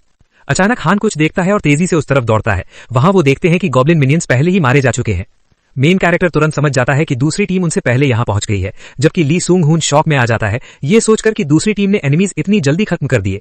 सुन यून गॉब्लिन के खून को छूता है और पाता है कि वो अभी भी गर्म है। अर्जेंसी मेन कैरेक्टर पर भारी पड़ने लगती है। अब सिचुएशन ऐसी हो चुकी थी कि मेन कैरेक्टर और उसकी टीम को जल्दी करनी ही थी, क्योंकि अगर दूसरी टीम पहले गॉब्लिन बॉस को हरा देती तो पेनल्टी सीधा डेथ होती। हाँ, साफ शब्दों में बोलता है कि अब वक्त बर्बाद नहीं किया जा सकता। दूसरी तरफ वो टीम और ज्यादा गॉब्लिन से लड़ रही होती है और उनका लीडर ली सियोन मॉन्स्टर्स को मारते मारते अजीब तरीके से गैग करने लगता है, लेकिन फिर भी एक सिनिस्टर स्माइल के साथ आखिरी गॉब्लिन का सिर काट देता है। उसकी टीम का मेंबर लीडर की तारीफ करता है कि उसने अकेले ही सब गॉब्लिन्स मार दिए। इस पर ली सियोन रैंट करता है कि सारा हंटिंग वही अकेले कर रहा है और बाकी लोग बस कैरी हो रहे हैं। लीडर सियोन फिर अपने मेंबर लिए जुनहो से पूछता है कि मजा आ रहा है क्या, क्योंकि वो तो बस फ्री राइड ले रहा है, और उसे ऑर्डर देता है कि बॉस रूम का दरवाजा खोल दे ताकि वो लोग वापस जा सके। लिए जुनहो डरते डरते दरवाजे के पास जाता है और मन ही मन सोचता है कि अब तो वो फंस चुका है। तभी सिस्टम नोटिफाई करता है कि दोनों चैलेंजर टीम्स के सारे members goblin king spiral tower में एंटर करेंगे और बॉस बैटल तब तक शुरू नहीं होगी जब तक दो में से एक टीम खत्म नहीं हो जाती। एक ऑमिनस रेड ऑरा चारों तरफ फैल जाती है और अब कोई भी इस लोकेशन को छोड़ नहीं सकता। उसी समय हैनयोंग यून की टीम भी स्पाइरल टावर पर पहुंच जाती है। दूसरी टीम को जिंदा देखकर ली सियोन को इरिटेशन होती है। इधर मेन कैरेक्टर अपनी टीम को बताता है कि वो दूसरी टीम से अकेले लड़ेगा। वो ली हियोन से बोलता है कि उसे सिर्फ एजिलिटी बफ दे। गर्ल हंटर को कंसर्न होता है क्योंकि वो जानती है कि सुनुंग यून स्ट्रांग है। उसने उसकी स्ट्रेंथ अपनी आंखों से देखी है, लेकिन हंटर्स मॉन्स्टर्स से भी ज्यादा खतरनाक हो सकते हैं। हैन उसकी बात समझता है और अग्री करता है कि अगर सिचुएशन डेंजरस हुई तो वो सिग्नल देगा बैकअप के लिए। वो हैन पर भरोसा करने का सोचता है। एजिलिटी बफ मिलते ही मेन कैरेक्टर दुश्मनों की तरफ चल पड़ता है। पूरा सीन असैसिन्स क्रीड जैसा फील देता है। वो इतना कूल लग रहा होता है। चलते चलते सुनुंग यून खुद से सोचता है कि वो एवरेज हंटर से काफी बेहतर है और अब तक 30 से ज्यादा गॉब्लिन्स मार चुका है। ली सियोन की टीम खुद को ब्रेस करती है। तभी मेन कैरेक्टर फ्लैश की तरह अटैक करता है। उसे पूरा भरोसा होता है कि वो ये कर सकता है। उसकी फियर्स ऑरा इतनी स्ट्रांग होती है कि ली सियोन डरकर अपने मेंबर लिए जुनहो के पीछे छिप जाता है, बिल्कुल कावर्ड की तरह, और उसे ऑर्डर देता है कि पूरी ताकत से शील्ड यूज करे। तभी जुनहो ओपन शील्ड एक्टिवेट करता है और एक प्रोटेक्टिव बैरियर सबके सामने फैल जाता है, लेकिन हैन अपनी अवेकनिंग स्ट्रेंथ से उस बैरियर को तलवार से तोड़ देता है। बैरियर फट जाता है और उसके टुकड़े दूसरी टीम पर गिरते हैं। मेन कैरेक्टर इस चांस का फायदा उठाता है और एक ही बार में 2 लोगों को काट देता है। अब उसके सामने सिर्फ ली सियोन बचता है। कुछ पलों बाद फाइट और इंटेंस हो जाती है। सुनयोन और सियोन एक दूसरे के अटैक्स डॉज करते हैं और काउंटर स्ट्राइक करते हैं। तलवारें टकराते हुए मेन कैरेक्टर कुछ अजीब सेंस करता है। उसे पूरा यकीन होता है कि वो स्किल में बेहतर है, लेकिन फिर भी सामने वाला उसकी स्ट्राइक्स अजीब तरीके से ब्लॉक कर रहा होता है। वो डिसाइड करता है कि अब और ताकत यूज करेगा और मिस्ट्री को समझने के लिए पीछे से एम्बुश अटैक करने की प्लान बनाता है। लेकिन शॉकिंग मोमेंट में वो गाय ऐसे एम्बुश को सेंस कर लेता है जैसे उसकी पीठ पर भी आंखें हों, और वो तलवार से अटैक डॉज कर लेता है। तभी main character glowing red eyes देखता है और समझ जाता है कि वो उसके सोर्ड पाथ को देख सकता है। सुनयुन तब एक माइंड ब्लोइंग प्लान बनाता है। वो अपना शील्ड सियोन की तरफ फेंक देता है ताकि उसकी विजन ब्लॉक हो जाए और वो स्किल यूज न कर सके। शील्ड से उसकी नजर जैम हो जाती है और जैसे ही विजन क्लियर होती है, हैन उस पर अटैक करता है। उस स्प्लिट सेकंड में मेन कैरेक्टर ली सियोन को स्टैब करता है और उसे मार देता है। इसके साथ ही मेन कैरेक्टर एक स्पेशल टास्क कंप्लीट करता है और उसे एडिशनल रिवॉर्ड्स मिलते हैं। चैलेंजर्स को ब्रूटली किल करने के बाद हैन नोटिस करता है कि मेन कैरेक्टर का हाथ कांप रहा है और उससे खून टपक रहा है। वो उससे पूछती है कि वो ठीक है या नहीं, लेकिन सुनुंग युन पर एक अजीब ग्लूमीनेस छा जाती है। मेन कैरेक्टर के चेहरे पर अजीब सा एक्सप्रेशन था, लेकिन वो बोलता है कि वो ठीक है। ली हियोन समझ जाती है कि शायद आवर बॉय को शॉक लगा है क्योंकि उसने एक इंसान को मारा था। आखिरकार वो सोचती थी कि वो काफी कोल्ड और स्ट्रांग होगा, फिर भी दुख मनाने का टाइम नहीं था। हैन डिसाइड करता है कि सीधे बॉस फाइट की तरफ बढ़ना है और हैन और ली सिंग हुन से पूछता है जो पहले से ही रेडी होते हैं। इसी बीच आवर बॉय ट्रायल के मेन गोल गॉब्लिन किंग को ऐसे हरा लेता है जैसे वो कोई स्कूल लेवल टास्क हो। ली ये देखकर सोचने लगता है कि ये लड़का तो पूरा मॉन्स्टर है। इसके बाद वो लोग फोर्थ ट्रायल का ट्रायल कंप्लीट कर लेते हैं। रिवॉर्ड में सबके स्टैट्स 4-4 पॉइंट बढ़ जाते हैं और बोनस में इंस्टेंट एक्सेलरेशन स्किल मिलती है। ली सिंग हुन पहले लॉबी में चला जाता है और मेन कैरेक्टर हैन को सेफ रिटर्न की विश करता है। जवाब में गर्ल हंटर कुछ बोलती है। वो थोड़ा आगे बढ़कर आवर बॉय से बोलती है कि उसने वही किया जो जरूरी था। इंसान को मारने के मामले में वो साफ कहती है कि सर्वाइवल के लिए किसी न किसी को ये करना ही था और अगर सुनुंग युन नहीं करता तो वो खुद कर देती। ये सुनकर आवर बॉय हल्की स्माइल देता है और हैन उसे फ्रेंड रिक्वेस्ट भेजती है। गर्ल हंटर हैन को थैंक यू बोलती है क्योंकि फोर्थ ट्रायल वो उसकी वजह से जीत पाए, लेकिन उसे थोड़ा दुख भी होता है क्योंकि उसे कोई रिवॉर्ड नहीं मिला। हैन शर्माते हुए आवर बॉय से बोलती है कि जब वो अर्थ वापस आए तो उसे जरूर ढूंढे और बताती है कि वो व्हाइट सिल्वर गिल्ड से है। इतना कहकर वो चली जाती है और मेन कैरेक्टर का चेहरा लाल पड़ जाता है। अब जब वो अकेला रह जाता है तो उसके सामने एक बड़ा डिसीजन होता है कि क्या वो ह्यूमन सोल्स अब्सॉर्ब करे या नहीं। आवर बॉय नरेशन में बताता है कि जब पहली बार उसे पता चला था कि वो ऐसा कर सकता है तब उसने इसे टाल दिया था क्योंकि वो जानता था कि ऐसा करने के बाद वो एक लाइन क्रॉस कर लेगा और फिर वापस नहीं जा पाएगा। धीरे धीरे उसके चेहरे पर एक स्मर्क फैल जाती है जिसमें हल्की मैलिस झलकती है और उसी पल वो फैसला कर लेता है। हैन लॉजिकली सोचता है और कंक्लूड करता है कि उसे स्ट्रांग बनना है। वो बिना जरूरत लोगों को नहीं मारेगा, लेकिन अगर सिचुएशन डिमांड करेगी तो वो पीछे नहीं हटेगा। इसी फियर्स मोटिव के साथ हैन ह्यूमन सोल्स अब्सॉर्ब करता है। उसे एहसास होता है कि हंटर बनने का सपना उसके अंदर कई और हिडन डिजायर्स को भी जला चुका है। टावर ऑफ ट्रायल्स ने उसे एक चांस दिया है और आवर बॉय किसी भी हालत में ये मौका जाने नहीं देगा। उसके अंदर इस टावर में आगे बढ़ते रहने की बर्निंग डिजायर और भी स्ट्रांग हो जाती है। इसके बाद हैन 5th फ्लोर की लॉबी में एंटर करता है जहां सिस्टम का एक्सपेंशन होता है। ट्रायल टोटलाइजेशन नाम का नया सिस्टम क्रिएट किया जाता है जो हर चैलेंजर की रैंक डिसाइड करेगा। सिस्टम मेन कैरेक्टर से यूजर नेम एंटर करने को कहता है और वो हंटर नाम चूज करता है। रैंकिंग पैनल में top 5 positions SS rank hunters के पास होती हैं। ये देखकर आवर बॉय को थोड़ा इंट्रूसिव फील होता है और वो सोचता है कि क्या वो भी रैंकिंग में है। स्क्रॉल करने पर वो शॉक हो जाता है क्योंकि उसका यूजर नेम रैंक 16 पर होता है। सुनुंग यून अपनी रैंक देखकर हैरान रह जाता है क्योंकि उसे उम्मीद से कहीं ज्यादा हाई रैंक मिली होती है। सिस्टम एक्सप्लेन करता है कि टॉप 50 चैलेंजर्स को पायनियर्स कहा जाएगा और उन्हें 8th फ्लोर पर बेनिफिट्स मिलेंगे। अगर ये प्लेयर्स 8th फ्लोर तक पायनियर्स बने रहते हैं तो उन्हें हेलो नाम की स्पेशल प्रिविलेज मिलेगी। हैन सोचता है कि शायद ये कोई स्किल होगी और डिसाइड करता है कि जब वक्त आएगा तब वो खुद समझ जाएगा। इसके बाद our boy 3 human souls absorb करता है। एनर्जी के हाउल करने के साथ सुनुंग युन को लगता है कि वो सच में इंसान की लिमिट्स क्रॉस कर चुका है। थोड़ी देर बाद हैन एक रिटर्न स्टोन खरीदता है जो उसे 3 दिन के लिए वापस उसी जगह भेज सकता है जहां से वो आया था। मेन कैरेक्टर डिसाइड करता है कि वो इसे टेस्ट करेगा और देखेगा कि क्या वो अपने इक्विपमेंट भी साथ ले जा सकता है। स्टोन यूज करते ही हैन अर्थ वापस आ जाता है और अब उसकी पावर्स बिल्कुल अलग लेवल पर होती हैं। प्लेयर हैन की अर्थ लौटने की विश एक्सेप्ट हो जाती है और रिटर्न स्टोन कंज्यूम हो जाता है। से ही वो अपनी रेजिडेंस में पहुंचता है। उसे याद आता है कि उसे 3 दिन के अंदर फिर से टावर ऑफ ट्रायल्स में वापस जाना है। कुछ ही पल बाद सन्यून अपनी आंखें खोलता है और खुद को अपने ही रूम में पाता है। उसे यकीन नहीं होता और वो खुद से मान लेता है कि वो सच में घर वापस आ गया है। बाकी सब सोचने से पहले मेन कैरेक्टर सबसे पहले सोने को प्रायोरिटी देता है क्योंकि वेटिंग रूम के मुकाबले ये बेड किसी हेवन से कम नहीं लगता। लेकिन तभी एक तेज बदबू उसकी नाक तक पहुंचती है और हान को एहसास होता है कि वो बहुत बुरी तरह से स्टिंग कर रहा है और उसे तुरंत वॉश करना पड़ेगा। जैसे ही वो उठता है उसे टावर से लाए हुए वेपन्स दिखते हैं जो उसने सेफ्टी के लिए रखे थे। तब उसे पता चलता है कि टावर के वेपन्स को अर्थ पर लाना सच में पॉसिबल है। इसका मतलब ये है कि बाकी प्लेयर्स भी अपने आइटम्स अर्थ पर ला सकते हैं। मेन कैरेक्टर समझ जाता है कि उसके पास ज्यादा टाइम नहीं है क्योंकि 3 दिन में उसे बहुत सारे काम करने हैं। ये भी रिवील होता है कि जैसे जैसे लोग अर्थ पर वापस आने लगेंगे वैसे वैसे आइटम्स भी मार्केट में ज्यादा हो जाएंगे और हंटर सप्लाईज की प्राइस काफी गिर सकती है। सुनयुन अंदाजा लगाता है कि प्राइस गिरने से पहले उसे अपना डैगर बेच देना चाहिए। अपनी नोट्स देखते हुए उसे याद आता है कि उसका ओरिजिनल प्लान हंटर एग्जाम के लिए अप्लाई करने का था और अर्थ पर लौटते ही एग्जाम देने का। अब साफ था कि वो जितना सोच रहा था उससे कहीं ज्यादा बिजी होने वाला है। White lotus Hunter training centre के सेंटर में डायरेक्टर वांग मानहो को मेन कैरेक्टर हान सुन युन का कॉल आता है। हान डायरेक्टर को याद दिलाता है कि वो कौन है, लेकिन मानहो के लिए उसे भूलना नामुमकिन था। डायरेक्टर कहता है कि मेंबरशिप फीस ऑनलाइन भेज देगा, लेकिन मेन कैरेक्टर मना कर देता है क्योंकि उसे रिफंड नहीं चाहिए।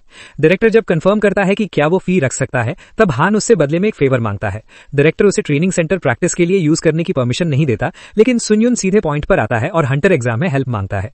डायरेक्टर को याद आता है कि हान पिछली बार एग्जाम में फेल हो गया था और वो उसे उसका ओवरऑल एबिलिटी रिजल्ट याद दिलाता है, जो रैंक F था, सबसे लोएस्ट स्कोर। वांग मानहो मजाक उड़ाता है कि उसके पास कोई ट्रेड्स या स्किल्स नहीं है, लेकिन सुन युन डायरेक्टर को ये कहकर इंटरेस्ट में डाल देता है कि वो मेंबरशिप फी पे करेगा। ये सुनकर डायरेक्टर कुछ बोल नहीं पाता, क्योंकि जब पैसा मिल रहा है तो मना करने का कोई रीजन नहीं बचता। डील फाइनल हो जाती है और सुन युन रिक्वेस्ट करता है कि उसका हंटर एग्जाम आज ही कराया जाए। इसके बाद मेन कैरेक्टर बात लेता है और मिरर में खुद को देखता है। उसका बॉडी पहले से ज्यादा फिट लग रहा होता है क्योंकि टावर में प्रोग्रेस हुई थी, लेकिन वो खुद की तारीफ में ज्यादा नहीं पड़ता क्योंकि हंटर टेस्ट थोड़ी देर में होने वाला था। सुन युन जल्दी से अपार्टमेंट से बाहर निकलता है और एक नॉर्मल लाइफ के बारे में सोचता है, जो वो हमेशा चाहता था, बिना ह्यूमिलिएशन और कॉम्प्लेक्सेस के। उसे अपने नेबर्स को देखकर भी अच्छा लगता है। वो अपनी नेबर को ग्रीट करता है, जो एक वुमन होती है, और वो तुरंत गेस कर लेती है कि ये कोई ओल्डर गाय है जो हंटर बनना चाहता है। जब मेन कैरेक्टर वहां से निकलता है तो नेबर उसके ऑरा से सीक्रेटली इंप्रेस हो जाती है और सोचती है कि क्या वो पहले भी इतना टॉल था। बाहर निकलकर हान टैक्सी ढूंढता है, लेकिन उसे मिल नहीं पाती। तब वो अपना दूसरा तरीका यूज करता है, जो उसकी स्ट्रेंथ है। रनिंग उसके लिए बेस्ट ऑप्शन होती है क्योंकि वो जल्दी पहुंच सकता है। कुछ ही समय में वो हंटर्स एसोसिएशन पहुंच जाता है, जहां वो काफी टाइम बाद डायरेक्टर वांग से मिलता है। सुन युन डायरेक्टर को मिस्ट्री में डाल देता है, ये कहकर कि वो हाल ही में कुछ स्ट्रेंज चीजों से गुजर रहा है। वांग मानहो कुछ समझ नहीं पाता कि उस लड़के का मतलब क्या था। उसी दौरान इंस्पेक्टर किम इनहू हान को इन्फॉर्म करता है कि वही हंटर टेस्ट का ग्रेडिंग करेगा। इंस्पेक्टर किम समझाता है कि वांग ऑब्जर्वर होने की वजह से मेन कैरेक्टर थ्योरी टेस्ट और इंटरव्यू से एग्जेम्प्ट है। सुन युन टेस्ट प्रोसीजर से पहले से फेमिलियर होता है, इसलिए आगे की प्रोसेस शुरू होने वाली होती है। हंटर टेस्ट आगे बढ़ता है। टेस्ट एरिया में सुन युन के हाथ में एक स्वॉर्ड होती है। डायरेक्टर वांग मानहो इंस्पेक्टर किम से क्वाइटली कहता है कि टेस्ट को इतना डिफिकल्ट बना दे कि हान फेल हो जाए। इंस्पेक्टर किम इनहू डायरेक्टर को भरोसा दिलाता है कि उसने स्वॉर्ड यूजर के लिए सबसे डेंजरस अपोनेंट प्रिपेयर किया है। इसके बाद किम मेन कैरेक्टर से कहता है कि वो डिफिकल्टी लेवल चूज करे, जो लेवल 1 से लेवल 10 तक होता है। सुन युन के दिमाग में पुराने इवेंट्स घूम जाते हैं। उसे याद आता है कि वो हमेशा लेवल 1 चूज करता था, फिर भी गॉब्लिन से हार जाता था क्योंकि वो उस टाइम बहुत वीक था। उधर डायरेक्टर वांग को पूरा भरोसा होता है कि हान फिर से लेवल 1 ही चूज करेगा, लेकिन अचानक सिचुएशन पूरी तरह पलट जाती है जब सुन युन बिना सोचे लेवल 10 चूज कर लेता है। ये देखते ही वांग की आंखें शॉक में खुली रह जाती हैं और वो उसे पागल आदमी तक कह देता है। कुछ ही पल बाद हंटर टेस्ट शुरू होता है और सुन युन को फीनिक्स हंट करने के लिए भेजा जाता है। जैसे ही फीनिक्स जोरदार रोर करता है, हान की मूवमेंट स्पीड तुरंत 25% कम हो जाती है क्योंकि फीनिक्स की एबिलिटी प्रेडिटर्स रोर एक्टिवेट हो चुकी होती है। उसी मोमेंट हान नोटिस करता है कि उसकी स्वॉर्ड पर क्रैक्स आ चुके हैं। थोड़ी ही देर में सच सामने आता है कि डायरेक्टर वांग मानहो ने जानबूझकर उसकी वेपन के साथ छेड़छाड़ की थी ताकि मेन कैरेक्टर टेस्ट फेल कर जाए। वांग को पूरा यकीन होता है कि हान ये टेस्ट कभी पास नहीं कर सकता। उसके मन में क्रूअल डिजायर होती है सुन युन को दिखाने की कि उसे अपनी लिमिट्स में रहना चाहिए, लेकिन दूसरी तरफ सुन युन पूरी शांति से फीनिक्स का सामना करता है, जो तेज उड़ते हुए उसकी तरफ आ रहा होता है और वो बिना हिले खड़ा रहता है। अब सीन डायरेक्टर वांग के पॉइंट ऑफ व्यू में बदल जाता है। हमें पता चलता है कि जब वो खुद हंटर एग्जाम पास करके हंटर बना था, तब उसे लगा था कि वो सबसे बेस्ट है। वो प्राइड और हैप्पीनेस से भरा हुआ था, लेकिन धीरे धीरे उसके और बाकी हंटर्स के बीच गैप बढ़ता चला गया। आखिर में वो दूसरों के लेवल तक पहुंच ही नहीं पाया और उसने मेहनत करना छोड़ दिया। हंटर्स की दुनिया में बॉर्न टैलेंट ही सब कुछ होता है, ऐसा ही माना जाता है। वांग मानहो ने इस हार्श रियलिटी को एक्सेप्ट कर लिया और खुद को कन्विंस कर लिया कि सिर्फ वही नहीं बल्कि हर कोई ऐसा ही करता है। वो सुन युन का डाउनफॉल देखना चाहता है क्योंकि उसे ऐसे इंसान से जेलसी होती है जो लगातार मेहनत करता है और हार नहीं मानता। एग्जाम एरिया में फीनिक्स हान की स्वॉर्ड से टकराता है और एक ही हिट में स्वॉर्ड टूट जाती है। हान के दिमाग में डिसबिलीफ दौड़ जाती है क्योंकि उसे पता था कि लो ग्रेड वेपन भी इतनी आसानी से नहीं टूटता। मेन कैरेक्टर समझ जाता है कि उसकी स्वॉर्ड टैंपर की गई थी। उधर डायरेक्टर वांग एक ईविल स्माइल के साथ हान की हार का इंतजार करने लगता है क्योंकि उसे लगता है कि बिना स्वॉर्ड वो कुछ नहीं कर सकता। उसी टाइम फीनिक्स हान की तरफ ग्लाइड करता है। वेपन ना होने के बावजूद मेन कैरेक्टर इसे एक परफेक्ट चांस मानता है अपनी नई स्किल टेस्ट करने का। 4th ट्रायल के बाद उसे इंस्टेंट एक्सेलरेशन नाम की स्किल मिली थी। वो स्किल एक्टिवेट करता है और बिजली की तरह तेजी से मूव करता है। सुन युन खुद भी इस स्पीड से इंप्रेस हो जाता है क्योंकि ये असैसिन केप की मूवमेंट स्पीड बफ से भी ज्यादा पावरफुल है। हान पूरी ताकत से सीलिंग पर जंप करता है जिससे छत क्रैक हो जाती है। फिर वो फीनिक्स की तरफ लीप करता है और टूटी हुई स्वॉर्ड को उसकी आंख में घुसाने की कोशिश करता है, लेकिन ब्लेड छोटी होने की वजह से मॉन्स्टर को ज्यादा डैमेज नहीं होता। हान बिना टाइम वेस्ट किए टूटे हुए फ्लोर से एक ब्रिक उठाता है और पूरी ताकत से फीनिक्स की तरफ फेंकता है। वो ब्रिक इतनी तेज स्पीड से जाती है कि फीनिक्स को बीच से काट देती है और आगे जाकर उस मेटल वॉल को भी तोड़ देती है जहां इंस्पेक्टर किम किम और डायरेक्टर वोंग खड़े होते हैं। दोनों ऑलमोस्ट मर ही जाते हैं जब वो ब्रिक वॉल से टकराती है। टेस्ट यहीं खत्म हो जाता है। मेन कैरेक्टर उनसे अपॉलॉजी करता है और हंसकर बात को टाल देता है, लेकिन अंदर ही अंदर उसने ब्रिक बिल्कुल सही स्पॉट पर एम की थी। इसके बाद हान ऑफिशियली हंटर्स एसोसिएशन में रजिस्टर हो जाता है और एक ऑफिशियल हंटर बन जाता है। अब वो डंजन एंटर कर सकता है और आइटम सेल भी कर सकता है। वहीं दूसरी तरफ डायरेक्टर वोंग गुस्से से उबल रहा होता है और इंस्पेक्टर किम से रीसेंट इंसिडेंट की एक्सप्लेनेशन मांगता है और उससे ये भी पूछता है कि आखिर ये सब हुआ कैसे। डायरेक्टर हुआंग चाहता है कि हान सिर्फ 10 सेकंड्स में फेल हो जाए। इंस्पेक्टर किम को ये बात फनी लगती है और वो कहता है कि उन्होंने अपनी तरफ से बेस्ट कोशिश की थी। हुआंग के रिक्वेस्ट के हिसाब से हान की एबिलिटीज को देखते हुए टेस्ट को इस तरह डिजाइन किया गया था कि वो पास ही ना कर पाए। लेकिन वो डायरेक्टर सच में बहुत डम निकलता है। मेन कैरेक्टर से उसे सिर्फ इस वजह से गुस्सा आ गया क्योंकि हान ने मेहनत की और उसकी तरह हार मानकर रुक नहीं गया। इंस्पेक्टर किम साफ बोल देता है कि वो रैंक को ज्यादा नीचे नहीं कर सकता क्योंकि सुन यून ने टेस्ट में मॉन्स्टर को सिर्फ 10 सेकंड्स में मार दिया था। इंस्पेक्टर किम एक्सप्लेन करता है कि इतनी परफॉर्मेंस के बाद अगर उसने हान को डी रैंक भी दिया होता तो हंटर एसोसिएशन से कंप्लेंट आ जाती। डायरेक्टर हुआंग अंदर ही अंदर जल रहा होता है और जेलसी में किम पर प्रेशर डालता है कि किसी भी तरह रैंक बदल दी जाए। उसी मोमेंट मेन कैरेक्टर रूम में एंटर करता है और अपनी हंटर लाइसेंस कैजुअली दिखाता है। इंस्पेक्टर किम उसे कॉन्ग्रेचुलेट करता है। हान डायरेक्टर के पास जाकर पूछता है कि क्या कुछ हुआ है क्योंकि वो ठीक नहीं लग रहा। डायरेक्टर नर्वस होकर उसे विश करता है और पहली बार उसे हंटर सुन यून कहकर बुलाता है। अब साफ होता है कि हान सुन यून यहाँ बदला लेने आया है उन सभी बार का जब डायरेक्टर ने उसे वर्ड से ह्यूमिलिएट किया था। रूम का एटमॉस्फेयर टेंस हो जाता है। मेन कैरेक्टर डायरेक्टर को याद दिलाता है कि रिटायरमेंट से पहले वो खुद सी रैंक हंटर था। डायरेक्टर पूछता है कि ये बात कहां तक जाने वाली है। सुन यून उसे वो टाइम याद दिलाता है जब डायरेक्टर ने उसे फेलियर कहा था। अचानक हुआंग अपना कंट्रोल खो देता है और हान को मारने के लिए आगे बढ़ता है। मेन कैरेक्टर को यही चाहिए था। वो आराम से पंच डॉज कर लेता है और सेल्फ डिफेंस बोलते हुए डायरेक्टर के पेट में जोरदार पंच मार देता है। इसके बाद वो डायरेक्टर के फेस पर एक आइकॉनिक स्लैप भी मारता है। ये पूरा सीन उसका पे बैक होता है। डायरेक्टर बुरी तरह से पिट जाता है और खून बहने लगता है, लेकिन उससे ज्यादा वो शॉक में होता है ये सोचकर कि एक सी रैंक हंटर में इतनी पावर कैसे हो सकती है। इसके बाद इंस्पेक्टर किम हान को हंटर्स एसोसिएशन का एक्सक्लूसिव हंटर बनने का ऑफर देता है। वो बताता है कि salary minimum 10 lakh rupees per month होगी। किम उसे कन्विंस करता है कि ये डील लॉस में नहीं जाएगी। मेन कैरेक्टर सैलरी सुनकर शॉक हो जाता है। किम बताता है कि एसोसिएशन ने हंटर सुन यून का पोटेंशियल देख लिया है।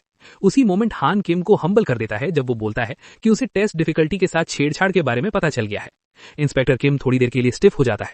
हान साफ बोल देता है कि वो इस बात को इश्यू नहीं बनाएगा, लेकिन वो ऐसे इंसान के साथ कॉन्ट्रैक्ट नहीं कर सकता जिस पर उसे ट्रस्ट ना हो। इतना कहकर हान ड्रामेटिक तरीके से किम का कार्ड फेंकता है और वहां से चला जाता है। 2 दिन बाद रियल वर्ल्ड में टावर ऑफ ट्रायल्स को लेकर रूमर्स तेजी से फैलने लगते हैं। हंटर्स के समन होने की बात हर जगह डिस्कस होने लगती है। मेन कैरेक्टर को पता चलता है कि अब हर कोई टावर ऑफ ट्रायल्स के बारे में जान चुका है। हान ने इक्विपमेंट अच्छे प्राइस पर सेल कर दिए और तीनों दिन बहुत प्रोडक्टिव तरीके से यूज किए। अब टाइम करीब आ चुका होता है और हान वापस टावर ऑफ ट्रायल्स जाने वाला होता है। टेलीपोर्ट होते ही मेन कैरेक्टर टावर में वापस पहुंच जाता है। उसे फिर से ग्रो करने का मौका मिलने की खुशी होती है। वो स्मर्क करता है और सोचता है कि अर्थ पर लौटकर वो काफी बिजी रहने वाला है। हान वापस टावर में होता है और जैसा उसने सोचा था वो अपने आइटम्स फ्रीली यूज कर सकता है, चाहे टावर हो या रियल वर्ल्ड। अर्थ से लाए गए आइटम्स वो इन्वेंट्री में स्टोर कर देता है। टाइम वेस्ट किए बिना मेन कैरेक्टर वार्म अप करता है और 5th फ्लोर ट्रायल के लिए रेडी होता है। तभी सुन यून को एक अचीवमेंट मिलती है जिसका नाम फर्स्ट रिटर्नर होता है। इसके साथ ही एक नई स्किल क्रिएट होती है जिसका नाम आईज ऑफ ट्रूथ होता है। स्किल एक्टिवेट होते ही पर्पल ऑरा फैल जाती है। इस मैजिक पावर से हान किसी भी चीज की डिटेल देख सकता है और किसी इंसान की बात का सच भी पता लगा सकता है। मेन कैरेक्टर समझ जाता है कि आगे का सफर और भी इंटरेस्टिंग होने वाला है। मेन कैरेक्टर इस नई स्किल से अचानक रिच हो जाता है जब उसे एहसास होता है कि वो सिर्फ आइटम्स की डिटेल्स ही नहीं देख सकता, बल्कि ये भी पता लगा सकता है कि कोई इंसान झूठ बोल रहा है या नहीं। हान इसे अनएक्सपेक्टेड लक कहता है। इसके बाद मेन कैरेक्टर भारी कॉस्ट पर एक थंडर स्वॉर्ड और एक सीक्रेटिव हंटर शील्ड खरीदता है।